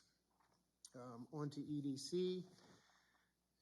We had a meeting in May, and we kind of discussed the same stuff that we did in June. The business spotlights, social media spotlights are slated to begin in July. Elizabeth Pafford and Ray Miller are taking control of that. I'll give you an update after our next meeting. August 7th, summer concert series on Main Street Plaza from 6 to 9. Celebrate Mount Airy is on August 29th from 5 to 8. Farmers Market is every Wednesday from 3 to 7. The Mount Airy Craft Beverage Festival is on Wednesday, September 30th from 3 to 7 at the Farmers Market. And then our business roundtable for this fall will be on September 16th. October Fest will be on October 3rd. And our next meeting is not on July 22nd as scheduled. We moved it to the 29th because of lack of attendance. I would like to bring up the fireworks. I do appreciate Mayor Larry, Ashley, Graceful, the entire staff, the great police force that we have, the fire company. I could go on and on and on. Public Works was amazing. Civil Air Patrol, their cleanup, the countless sponsors that we got to make sure that this event was good and we got it off. Everything went smoothly. I feel like besides the heat, it was a great event for us to celebrate the 250th, except for the bats, obviously, which I didn't find out about until a couple days later. But luckily, there was no bites, as far as I know. It was just some interaction with the bats. So thank you guys for all of the support that you had. I feel like everybody had a great time, even though it was blistering hot. And on to next year. That's all I have for my reports. Thank you. Next up, you have the Board of Recreation and Parks and the Sustainability Commission with myself. Sustainability Commission did not meet. Board of Parks and Rec met on June 18th. Meeting was short. There was no guests or presentations. The only thing pretty much of note is the board did vote to put up no motorized vehicle signs on either end of the newly paved Rails to Trails East. They were ordered this week and will be placed up. Few events coming up, all are free. You have the ice block sledding on July 16th at 11:30 at Watkins Park. That's Carl's favorite. Bring a small town to sit on, and Snowy will be there selling on site. The Wildwood Summer Concert, July 19th at 6 p.m. at Wildwood Park. Then you have Camp Night on August 8th into the 9th at Watkins Park. Starts at 5 p.m., but you can arrive anytime to stay the night or just enjoy the evening activities. Movie will start at about 9 p.m. Other than that, please reach out to the parks manager at mountairymaryland.gov if you have any questions regarding any events. And that'll conclude my report. We all have, let's go on to our town attorney report, Mr. Tom McCarron. No decision yet in the Pleasance litigation. I'd expect it this month or next month, and so any time now. I did attend the Planning Commission meeting, mostly related to the food truck, mobile food unit ordinance. With respect to the annexation, if there are provisions in an annexation agreement that you would want to see in it, please email your suggestions in that regard. That does not mean, of course, that you are committing to approve the annexation. It is simply to say that if it gets approved, these are items that you would want to, at a minimum, see in the annexation agreement. Limitations on the type of lighting used, those kind of things, the very many things that have come up over a period of time. And then fourthly, I will have one matter to address in the closed session with the assistance of Mayor Hushar related to acquisition of property. Sounds good. Thank you, Tom. All right, we have copies of our town administrator report, code enforcement report, and the zoning administrator report. Anything to add? Yes? No? All good? All right. On to new business. First, we need to reschedule the September Town Council meeting. We do this every year. Just looking to schedule it for the Monday following. Holly, what's that date? September 14th. Yep. Everybody good with September 14th? 7:30 start time? I know we're scheduling a public hearing, so it might be 7:15 start time, depending on the public hearing. No, there's possibly one in September. Yeah. Oh, okay. And just to clarify, the reason why we're rescheduling is due to Labor Day? Correct. Okay, thank you. All right, so everybody good to go on that? All right, so town council meeting will be September the 14th? Correct? September 14th. Yep, starting at 7:30 p.m. All right, thank you, guys. All right, next up, we have a Comcast franchise contract extension. Tom, do you have anything to add before we get into? No, I mean, basically, this is a request to vote to approve the extension of the agreement, the current agreement that expired June 30, in order for 6 months, in order to continue to negotiate a full renewal of the contract with the current provider, Comcast. All right, I'll make a motion to approve. Do we have a second? Second. All right, we're into discussion. Any discussion on this? Yes, Council President, just want to clarify that if I'm understanding the agreement, it is that we're allowing the Carroll County Commissioners or their cable commission to negotiate for us, and it's just to allow them to extra six months to negotiate. That's on correct. Our behalf. Any new contract would have to still come back here for approval, along with the other municipalities. They're a part of the regulatory commission. All right, cool. Just to say you got another 6 months to hammer out a deal. All right, cool. Thank you. Any other comments? All right, hearing none, all in favor of approving the Comcast franchise contract extension, please signify by saying aye. Aye. Opposed? All right, thank you very much. All right, next up, we have a town and county agreement. This is for Carroll County. This is for approval. Once again, Tom, I'll look to you for any kind of update. Sure, these are the same provisions that have been in this agreement for many, many, many years, over a decade. The only thing that changes from year to year are the numbers. Essentially, the county needs this approved and signed in order to direct the funds that are called for in this agreement to the town. Okay. All right, I'll make a motion to approve. Do we have a second? Second.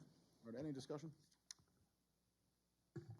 All right, hearing none, all in favor of approval for the town and county agreement with the Carroll County, please signify by saying aye. Aye. Opposed? All right, thank you. Next up, we have a PWA full bond release for the Shiny Shell Car Wash, S-22-0015. This is for approval. Barney, quick update or? Yeah, just everything's been completed. They're beyond their 1-year warranty period and, their bond period.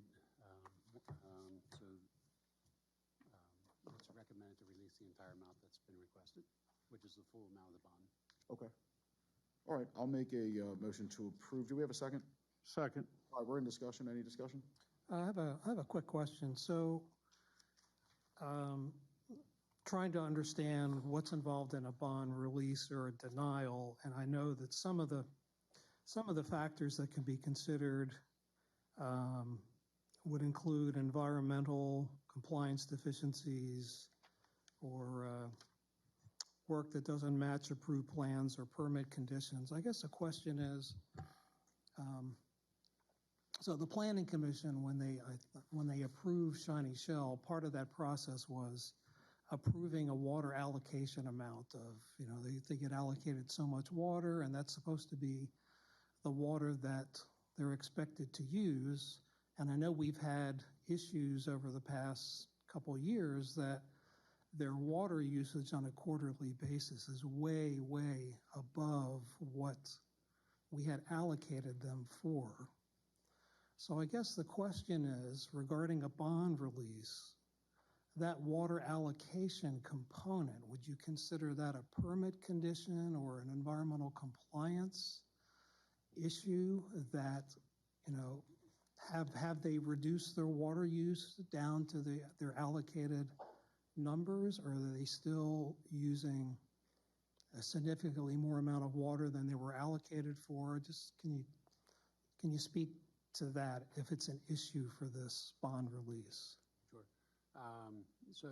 I can't say to the T whether they brought it down, but they were using as high as 1.5 million gallons for the quarter. They have come down significantly. In fact, I think they may have dropped below the 1 million mark, but in the last quarter or two. So last couple of quarters, they've had significantly dropped numbers. They were going to install something that was going to help reduce the quantity of water. I didn't get all the details about it, but in the last few quarters, or at least a couple quarters, they have drastically reduced. So whether it brought it down exactly to what, it didn't bring it down to what they originally started. We did our analysis, and after the first 3 quarters, increased the amount of their allocation, and got additional revenue from that. But whether they come down to that number, I haven't checked. Okay, so let me just ask a question. So my understanding, doing some research on this, you can issue a partial bond release. You can withhold certain components if you wish to. Do you believe that we should withhold some of the bond release pertaining to the environmental compliance area until such time they demonstrate more progress? Or are you recommending, even understanding they're over their water allocation, you're recommending we do a full bond release? So I recommend a full bond release only because we haven't taken that step in the past. There are others that have used more than what they originally estimated that they would use, and that's what they are, estimates. If they're using more, maybe their business is doing well and it's thriving. That's not necessarily a bad thing, but they are using more water than anticipated. So that has occurred in the past, and to my knowledge, I don't think the town's ever, withheld anything for that reason. Okay, thank you. Yep. How much over are they from what they're, because I remember before I was on the council, I was actually at a planning commission meeting where they were speaking pretty highly about using recycled water. They would be recycling through some new machinery that they were using, et cetera, that would not put such a big burden on the town. And just like all car washes, they're required to recycle a certain amount, whether it's 70% or something. Your cleanest water is your water coming in. That water get recycled to the wash water, and that would get recycled to the pre-rinse water. Yeah. Something like that on the process. So they originally estimated 7,500 gallons a day above what the allocation was already for that property. And then they were using like 11,000, 12,000 a day, got up to like 14,000 gallons a day, and then it's since come down.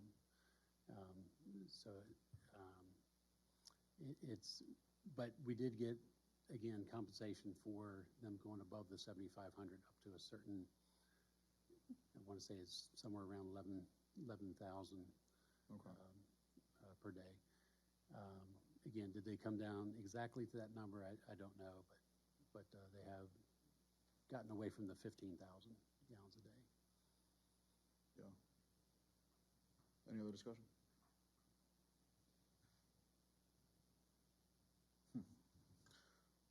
Steve, you got me thinking. I'm almost wondering, I mean, I understand it's never happened before, but that doesn't mean that you can't do it now. I mean, water, as everyone is saying, is one of our biggest resources. And to set a precedent for somebody coming in and almost doubling, if not tripling, what their allocation is with no course of really anything, that's a dangerous precedent to set. I got a question here for you. Okay, say if we go down this road, or at least for this one, what would we set the criteria for? That's, I mean, what would trigger the release of the remaining bond if we decide to hold a certain amount back? Because they have paid for the extra allocation units or whatever they're called. So the question is, would we be penalizing them for a bond or something that they've already paid for? Understood. No, and I'm not saying, I don't know if I would change my motion to deny. I would almost change it to table just to get and request the actual information for the next meeting to see exactly where they're at water-wise.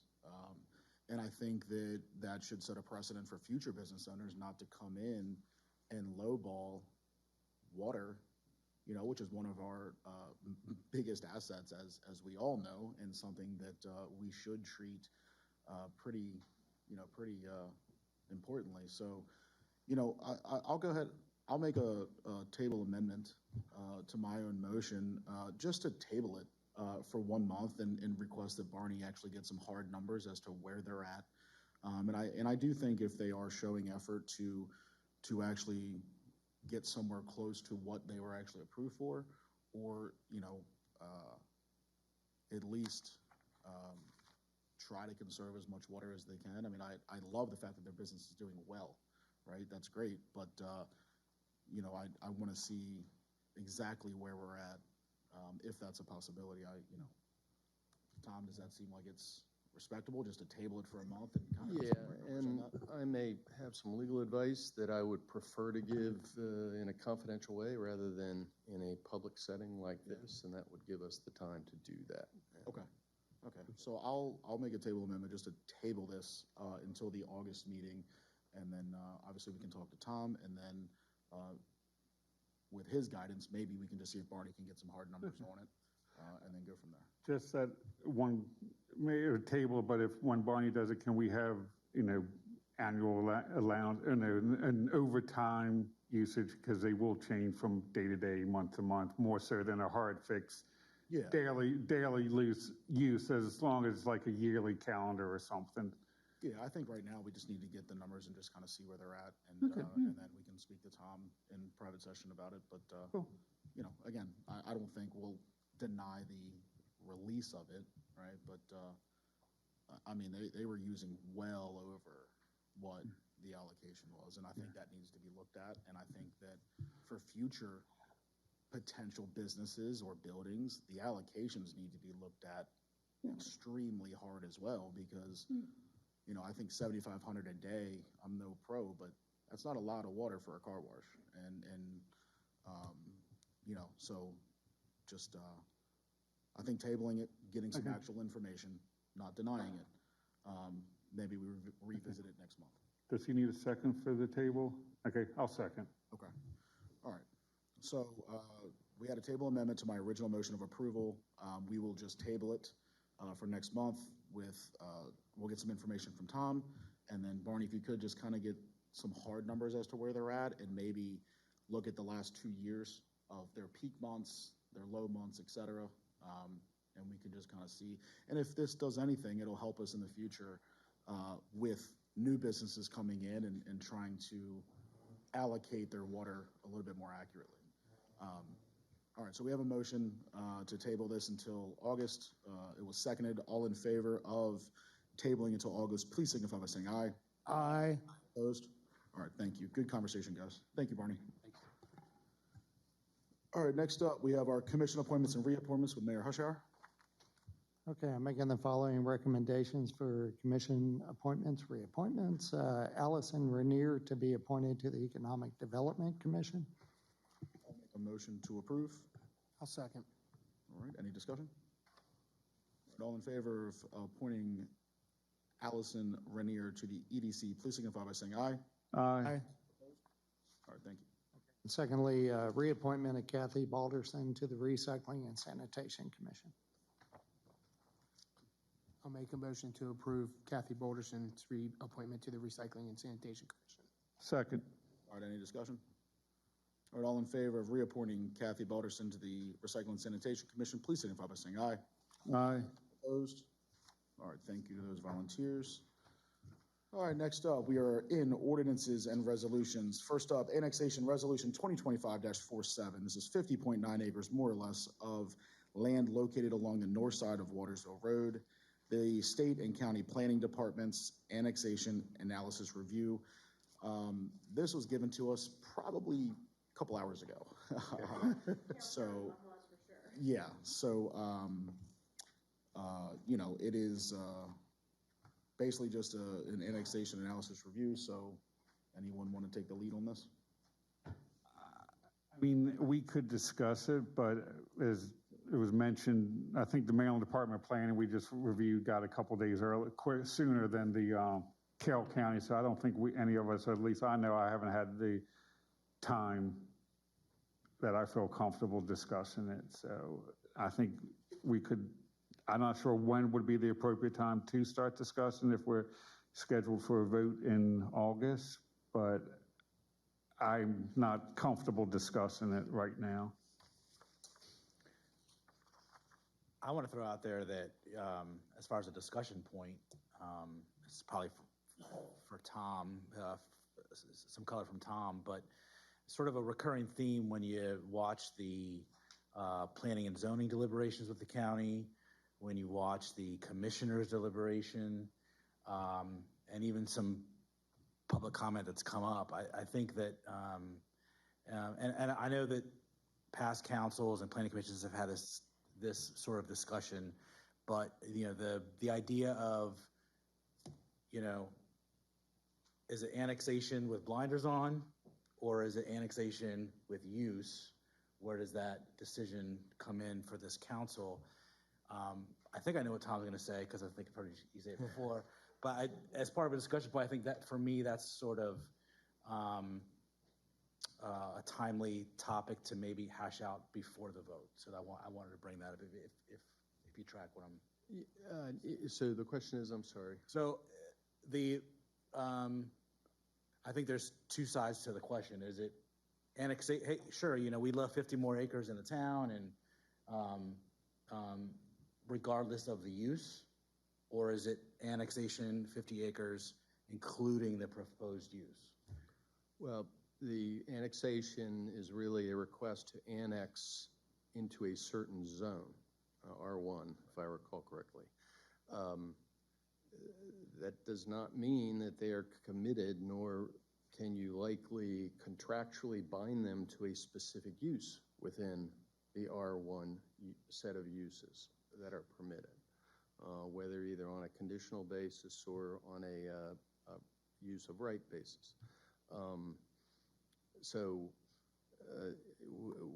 you know, it's very typical when these annexations are proposed that somebody, a developer usually, an applicant, has a specific use, and they tend to, you know, present what they intend to do with it, and you know, that's good and necessary in some respects, because certain of the things you need to evaluate has to do with the use that they propose. But when you're actually annexing, you're really annexing a, you know, property into a specific zone. And once in, you know, all of the uses are theoretically open to them that particular zoning category. Did that answer your question? I think so. And in that last statement, them is the property owner or the petitioners? Well, the property owner is a petitioner, is co-signed as a petitioner, but the answer is ultimately the owner, but as I understand it, the owner is going to be the developer. There's an agreement. Yes, that I'm sure there are, it's a conditional purchase of the property that if they get a particular use through what's called entitlements, which is a developer's term for zoning and the right to develop it in the manner that they wish to develop it, then the purchase will go through and they will become the owner. Currently, they are a contract purchaser, and that actually gives them recognized ownership rights, but there's also an owner. But remember, both the owner and the proposed developer, petitioner, contract purchaser, whatever it is you want to call them, Elite Baseball, are also petitioners as well by virtue of that. Okay. I'm sorry. No, it's okay. So to sum that up, it is within our purview, you might even say our expectation for the annexation vote to take in all of the information we've been given for its proposed use. Certainly. But again, by approving the annexation, in theory, R1, you are approving that property for any R1 use that whoever becomes or is the owner wishes to put that property to. So, they could change their minds and say, you know what, we'd rather do an R1 residential. I'm not saying they would do that. This is a lot of effort to get an annexation only to do that, but in theory, they could do that. Okay. I just want to make sure I didn't misspeak to a citizen out in town. In the past, when we've had annexation resolutions, I thought there was an ordinance that came along too, and the ordinance set the zoning. So in other words, the resolution says it's supposed to come in as R1. The resolution alone will make it R1 without an ordinance making it R1. Is that true? That's correct. And along with one more thing, and that is you got to amend your zoning map. Okay. All right. So there's no ordinances. No ordinances that follow. I misspoke on that. Okay. And resolutions cannot be vetoed. Correct. Absolutely correct. Annexation resolutions are not subject to a mayor's veto. Okay. All right. Thanks. Here's what I'll say. One, I'm not expecting, like I said, we just got this a couple hours ago. I'm not expecting a deep conversation about it. And honestly, I don't know if we need one. This is coming back from the state and the county. I think, is there any, there's nothing that says this can't be made to the public, put on the website. Oh, it should be. For citizens, right? So Absolutely. we'll get this on the website in the next day or so if it's not already there. And then I think it's up to us to review it and then take it in as we should. I will say I saw two major things on the county one at least, one of which was the discrepancy in the acreage, which I think has been fixed from 59.98 down to 50.98. Well, I'm not sure it's been fixed, so I have called the attorney, Mr. Barasak's attention to that comment because I believe that comment was foreshadowed a month earlier by a rather short but clear on that issue email from probably county staff. Right.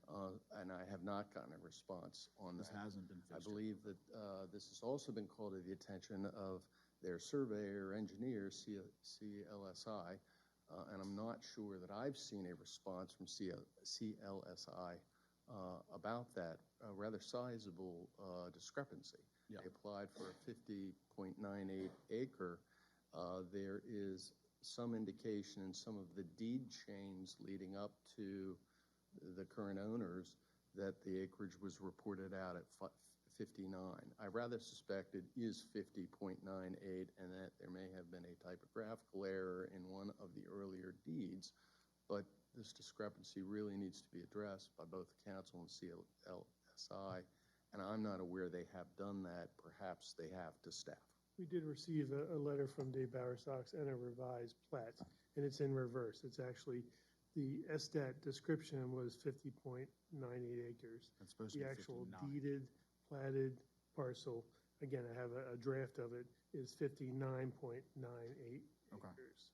So, again, when you're deeding or writing a deed 100+ years ago, you went to the center of the creek, and it was so many perches and so many rods, and it went to the old oak tree. Well, we're using GIS now, and it's more accurate, and it is a lot 9 more acres, but so we need to amend the resolution or amend that to show the correct acreage if we are going to annex it in, or part of what it being presented to you should be amended with that amended plat and amended resolution, I would think. But Did they indicate whether the meets and bounds need to change? Because that might right, which would be inside I would have to look at I didn't have a chance to review it against the existing one that was submitted with the application. Okay.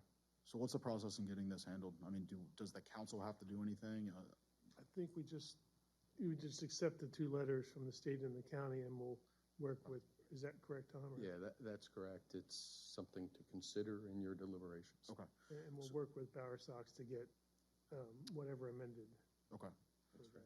All right. So that was the first thing that I saw that kind of stuck out to me. The other thing was number 6 in the county agreement, which the Planning and Zoning Commission conveyed their support for the annexation. However, they expressed their concerns about the difference between low-density residential land use designation and the proposed use, which is an athletic complex, as well as proposed uses potential to create light pollution and impact local traffic conditions and water quality. So I just thought that those were the 2 glaring things that came out, from me. So just wanted to put that on the record, and then, we can go ahead and accept these letters. I think we make them obviously public if they're not already on the website. And then we can,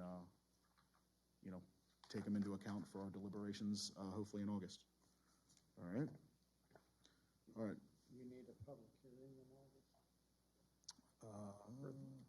The question was, do you need a public hearing in August prior to, if the council intends to vote in August? No. I mean, you've had the public hearing. I mean, you could if you wanted to, but you don't have to. We will have public comment, obviously, and then we can go from there. Everybody good on moving on?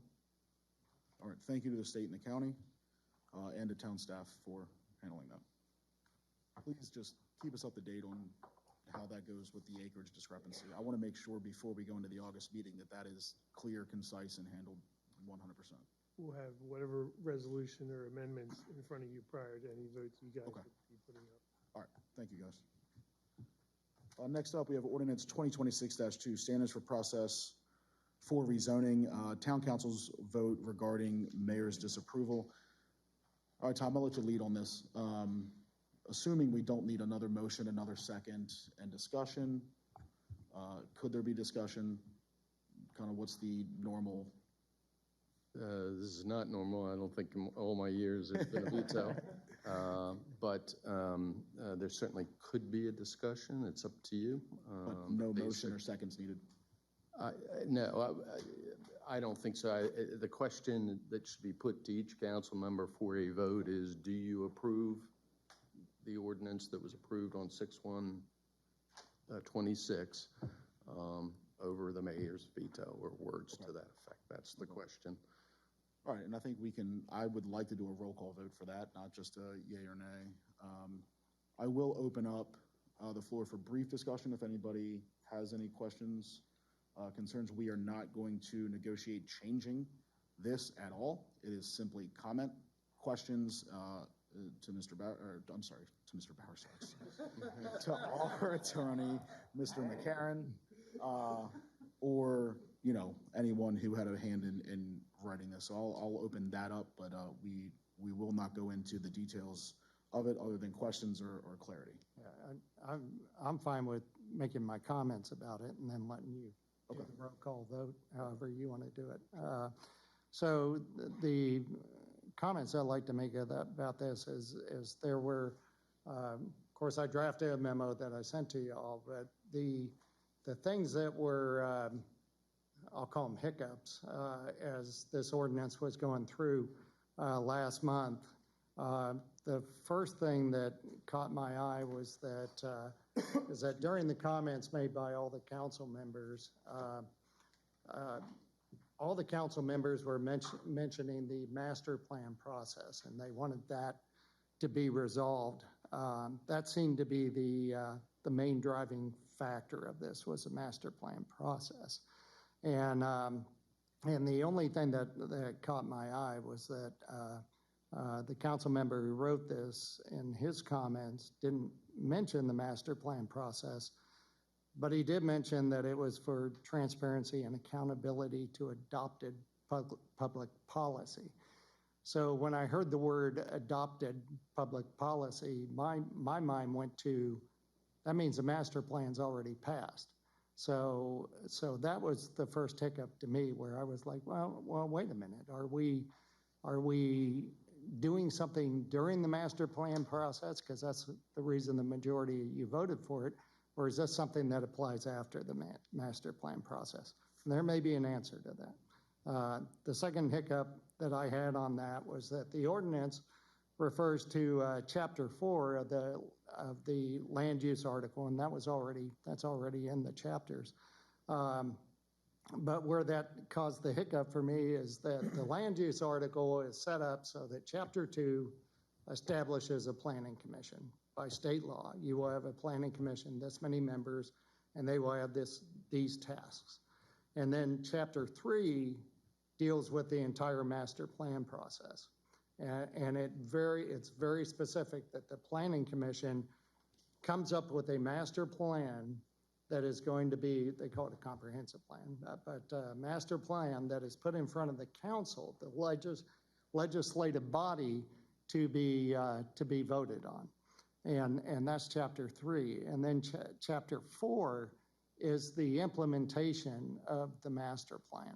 And that's what's referred to in the ordinance. So as I was looking through this and hearing this, what was triggering in my mind was, if you want it to be during the master plan process, why isn't it in the ordinance referring to Chapter 3 of the land use article? It refers to Chapter 4, but there's nothing in there that says anything about Chapter 3. And then the whereas statements are the only place where you're talking about the master plan process. And I do understand that in a case of litigation, that a judge may go back all the way to the whereas statements and say, well, this is what the intent was.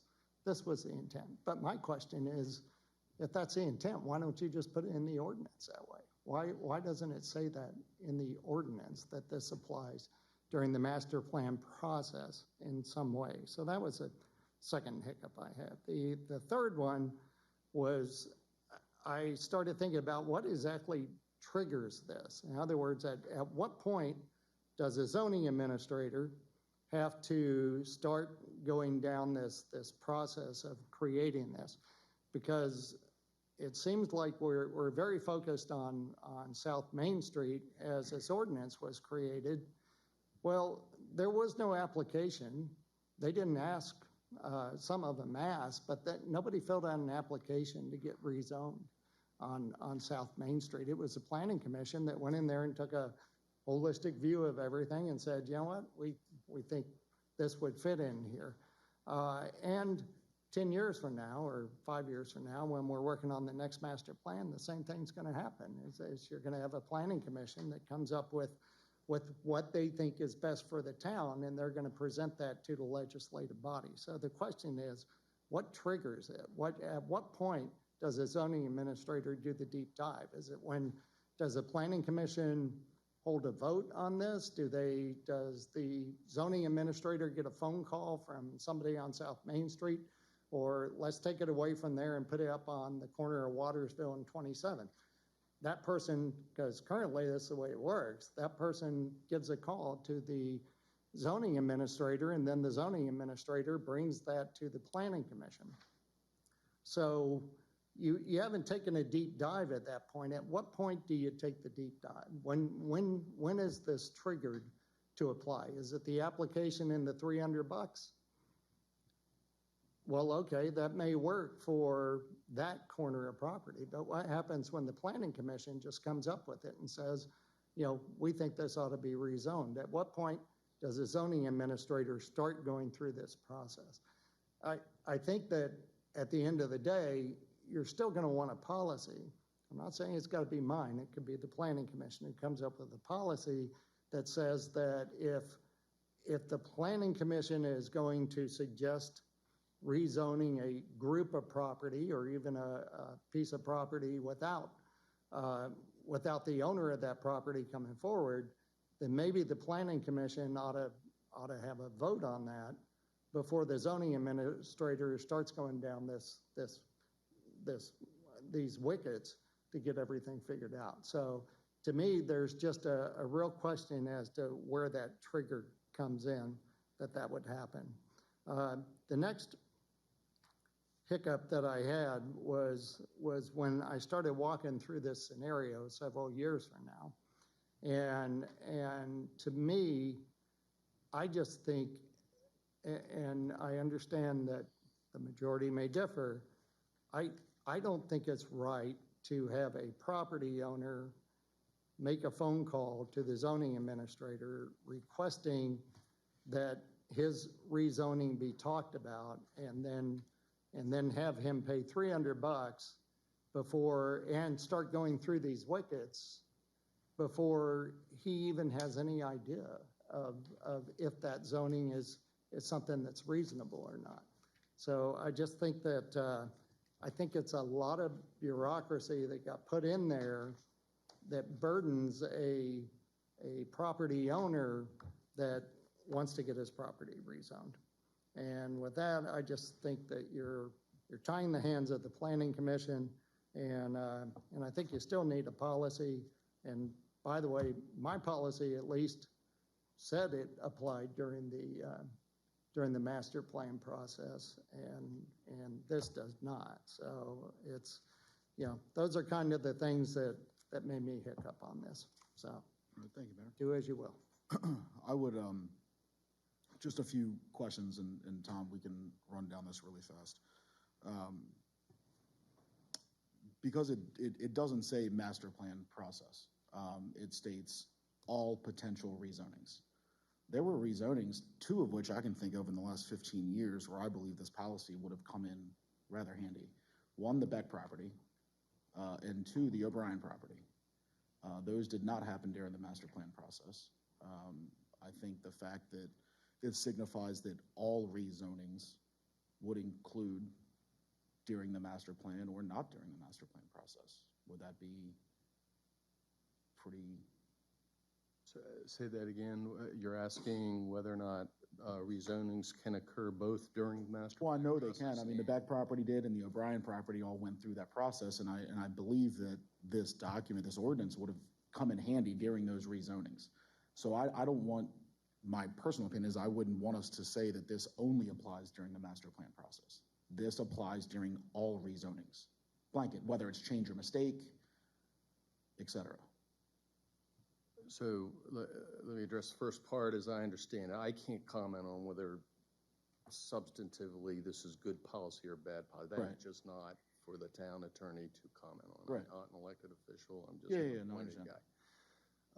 On the legal issue,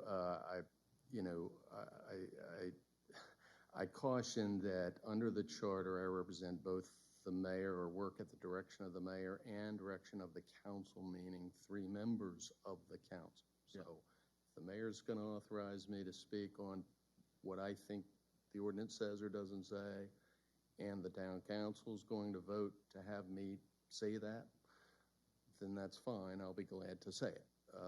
In a tough spot, my thoughts are. But yeah, understood. All right. Any other comments? Quickly. Yeah. Go ahead. Okay, yeah, I'll try and keep it brief this time, sorry. Just 2 questions, out of cycle, a couple things there. Out of cycle rezonings are already covered by the state article planning, correct? They have to come before the council and show a mistake or change of use is significant. So out-of-cycle zonings are already covered by the state article, correct? Yeah, they have to establish change mistake, and then there's the secondary, however, part of that. Even if a town council were to find after a hearing, a quasi-judicial hearing, that there is a change or mistake, that does not mean that the town council has to rezone the property. You may recall the Oslo. They did prove to your I know what you mean. council's satisfaction that there had been at least a mistake, if not a change. But the town council went on, as the case law instructs, to decide whether legislatively you're going to do that now or through the master plan process. Yeah, and my problem is with this ordinance is kind of coupled in twofold. One, I look at it as potentially extremely cost prohibitive for a applicant to go through the rezoning process now with this ordinance in place, particularly related to the, not the staff reporting side of it, but I think quote me if the section's wrong, the procedure section, 11264 or something, portion of it adds extremely a lot of potential cost to an applicant during the rezoning process due to the studies that are required from it, the mitigation strategies and everything else. So it would effectively shut the potential rezonings, particularly for a small landowner. So that's cost prohibitive. The staff reporting is good. I agree with the mayor on that. There is no set start date when the staff reports need to. The current thing is official start date, but it never says that in it, when the official start date is of the rezoning process. So I believe that it creates more problems than what it solves, and I don't believe it does solve the issue with the South Main Street property owners coming in saying we weren't told, there's no notification, there's no way for them to opt out of it, because as the mayor indicated, another council can come in or a planning commission can repeat it. They have to go through the same thing, the same process of it. They're told that, hey, they've been identified. Someone else's property has been identified by the planning commission. They have to go through the process, and they're at the will of the planning commission and the council at that point. They have no control of coming before this or when they get the notification of opting out of the reclassification process. So I believe this council should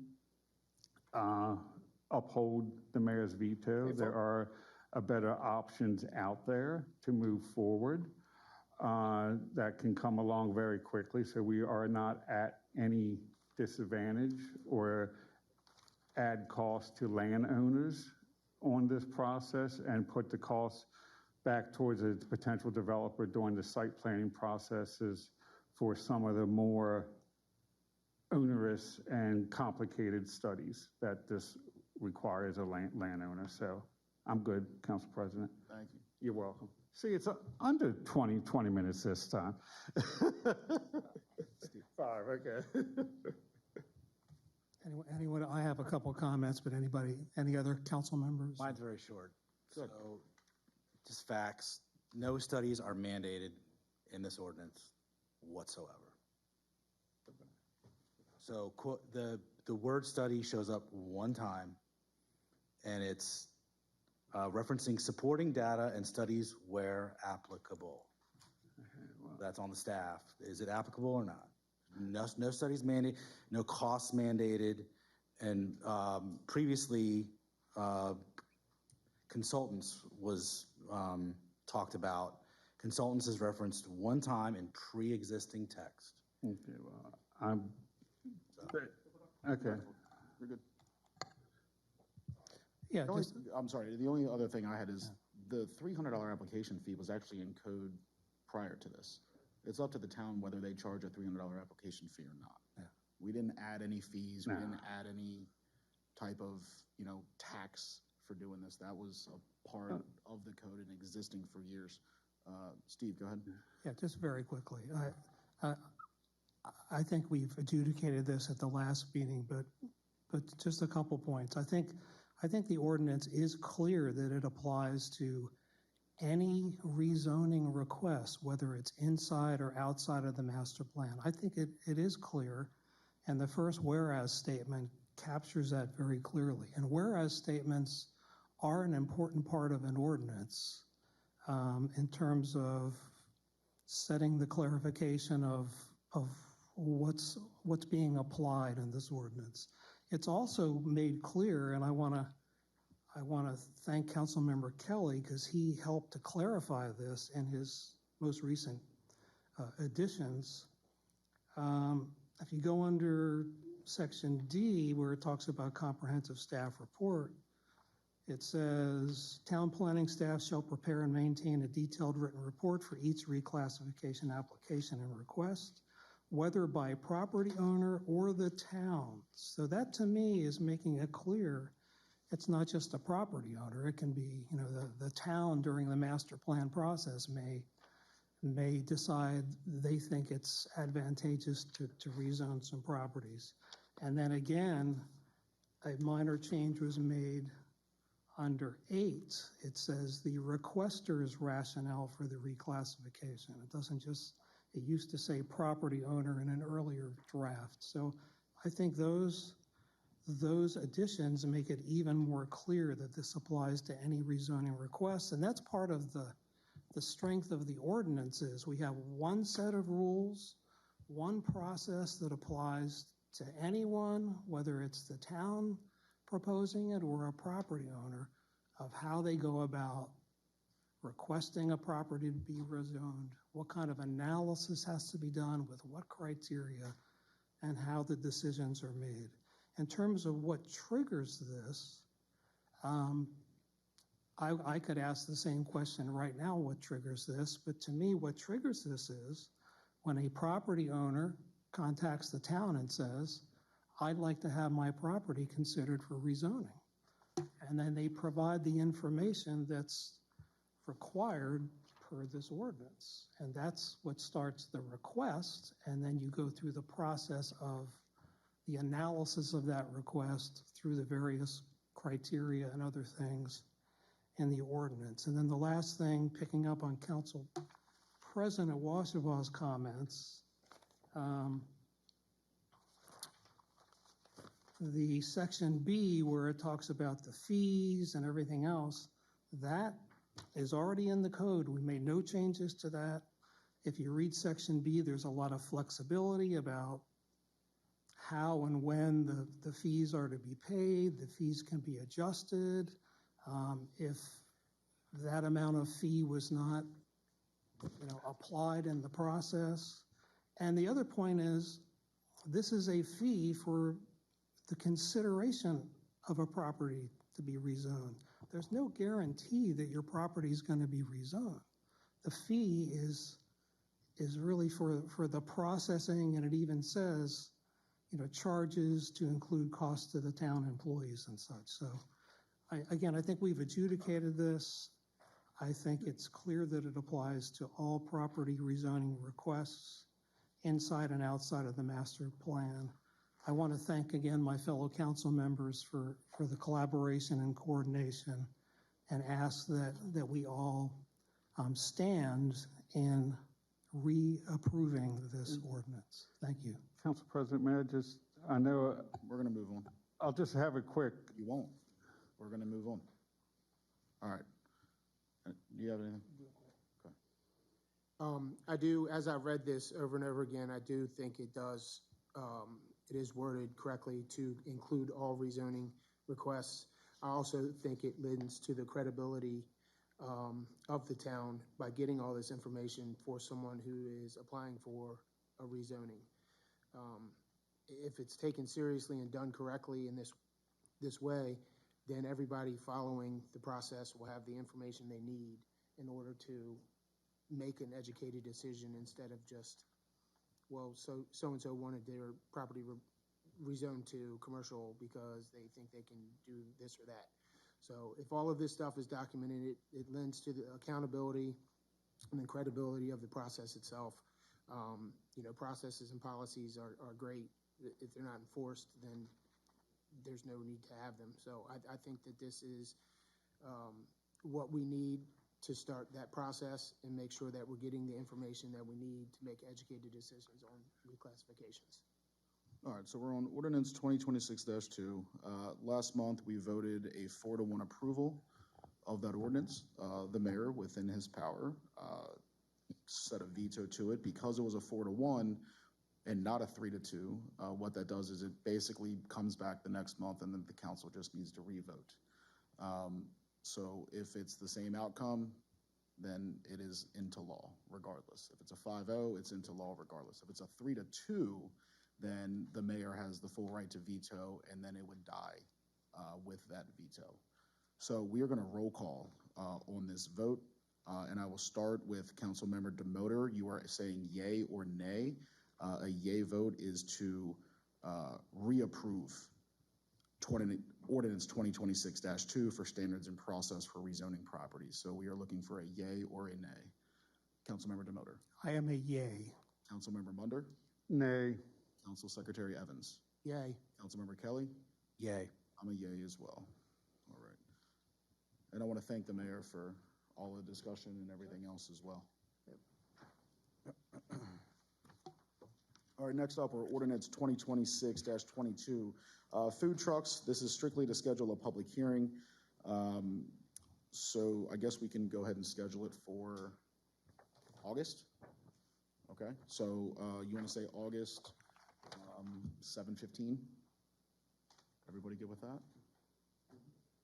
What's the date of the August meeting? August 3rd. All right, so August 3rd, 7:15 for a public hearing on food trucks. Is everybody good with that? Yeah. All right, thank you. We do not have any unfinished business, but we will move into closed session. Hang on one second. Sorry, I'm going to relinquish to our mayor, Mayor Larry Hushour. Sorry to take some time. Those who went home early they're going to hate it because they missed this. But if you're watching on TV, then you got about a 9-minute video here to watch. It's something that my family and I have been mulling over for quite a while since we had our grandson back in January. So I put together this video. I'm going to go ahead and publish it tomorrow. But I wanted you all to see it tonight. It takes 9 minutes and should give the paper something to write about. Thanks. Hey folks, it's Mayor Larry Hushour here. It is Thursday, July 8th. Pretty early in the morning. We had rain last night. Seems like we don't get rain for weeks, and then all of a sudden we get 4 days in a row. But it cooled off the temperatures after a very fun July 4th weekend that included our parade on the 2nd and fireworks on the 3rd.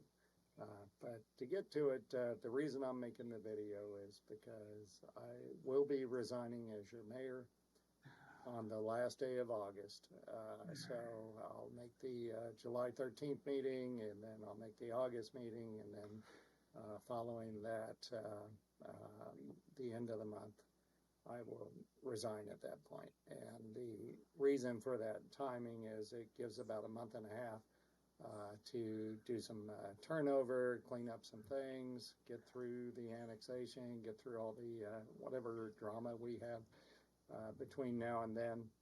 Making the video today because I wanted you to know it is not an impulsive decision. This is something that my family and I have been working through for the last couple of months, because in January, Mary and I were fortunate enough to gain a grandson named Alex.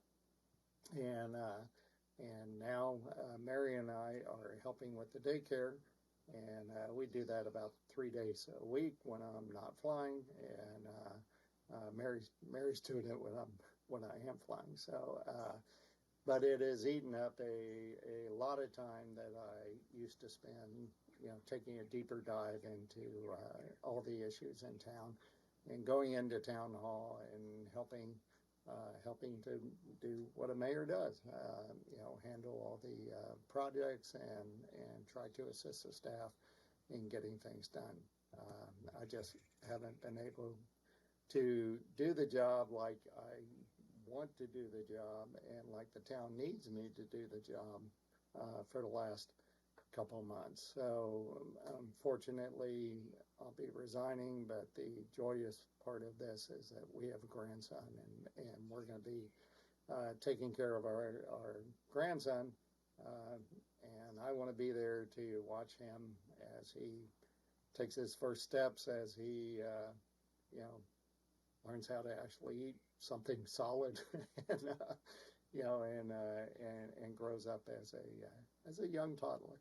So that's a joyous part of it. But again, I just haven't been able to perform to the standard that I think I should be performing the job as mayor, and that's not good for the town. It's not fair to the staff, and my family needs me. So the other part of this is that to make all the meetings that I've been making, over the last 5.5 years I've been mayor, I trade my trips, and I work for probably the greatest company in the United States, and that company has allowed me to do all this, and they never question anything as long as I show up to work when I'm supposed to.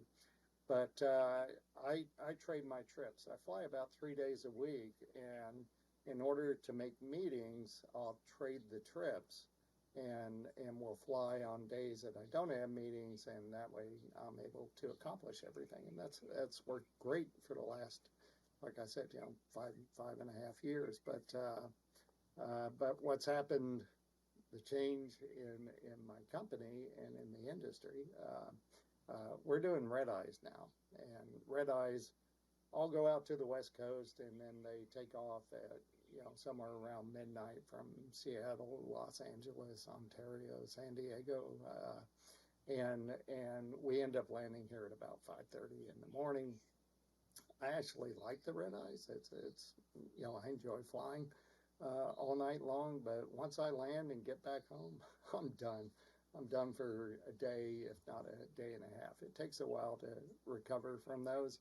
So my 3-day trip is really, it's a 4-day trip. And so, like I said, I enjoy doing them, and it worked out fine before we had the red eyes, because I only flew till like 2 o'clock in the morning.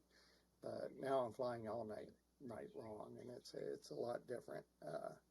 The industry is different. Plus you have wild weather that we didn't used to have, and the air traffic control situation is chaotic right now. So the industry is not what it was when I got elected. It's and I need to be on my A game every time I'm up there, and I've been able to do that, but I have to sacrifice town issues in order to keep the standards up in the airplane that that I expect out of myself and anybody who's flying with me. So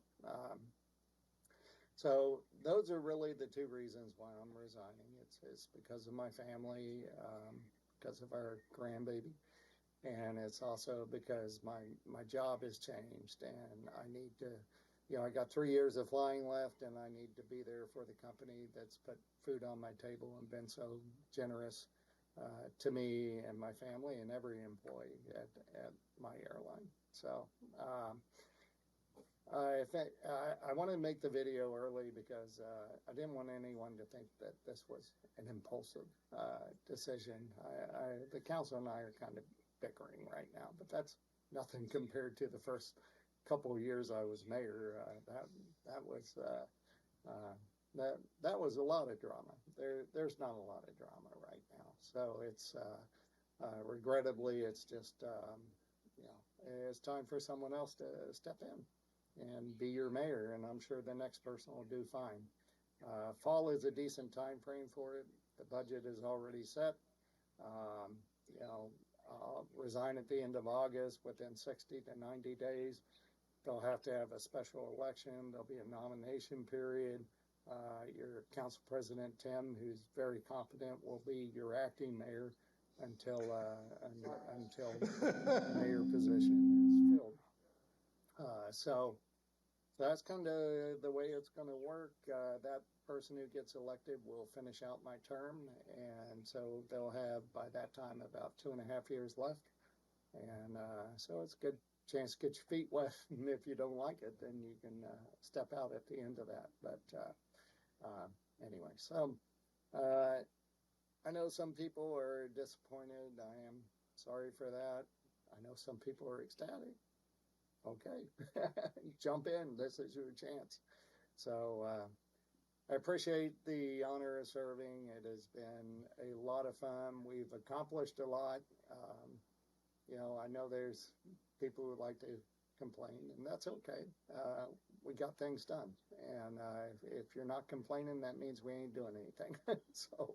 So we've accomplished a lot of good things, and you know, and I've tripped a few times along the way, but for the most part, I think it's been pretty successful. So I appreciate everything the town has offered me. Mary and I aren't going anywhere. You'll find me out there on Rails to Trails picking up garbage or cleaning out the stream, you know, doing something over there. And Mary and I will always be involved in the Historical Society. So I'll keep an eye on the caboose too. Got to make sure that stays up to snuff. So I appreciate everything. You know, I hope it's a competitive election. You know, some people need to run. Give me a call if you want to find out what all is involved in the job. And Mount Airy is going to do just fine. Sun keeps coming up. Good things keep happening. So it's still a great town, and I look forward to you know, having our grandson over here and enjoying everything that goes on in this town. Have a great day, and thanks so much for everything.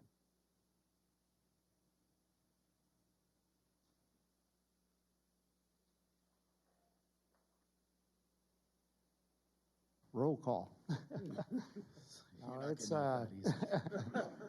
no, it really has been an honor, and it has been, you know, a lot of fun to be the mayor. And we have gotten a lot of things done, and sure, you take the social media hits, but, you know, what I've noticed is that it's the same people, you know, who you know, like to say negative things, and but there's the vast majority of the town. Everybody loves this town. You know, it's you know, the complaints are minimal. The things that we complain about are minimal. You know, I think we did a lot of good things, and you know, with the ARPA funding, we maximize that, and I've always had a philosophy that, you know, I'm very conservative with our town's tax dollars. But, you know, if the state's going to throw money somewhere, I'd rather it come here than go into Baltimore. And if the feds are going to throw money somewhere, I'd rather it come here than go somewhere else. So I think we've accomplished a lot of good things. It's been an honor. And I'll put that video out, and it'll trigger a special election. I know Dick's back there probably trying to mull his way through this right now. And there's a lot of people who need to be notified. I'll take care of that tomorrow. So thanks for your time. It's been a pleasure. So really enjoyed it. So. Anyone?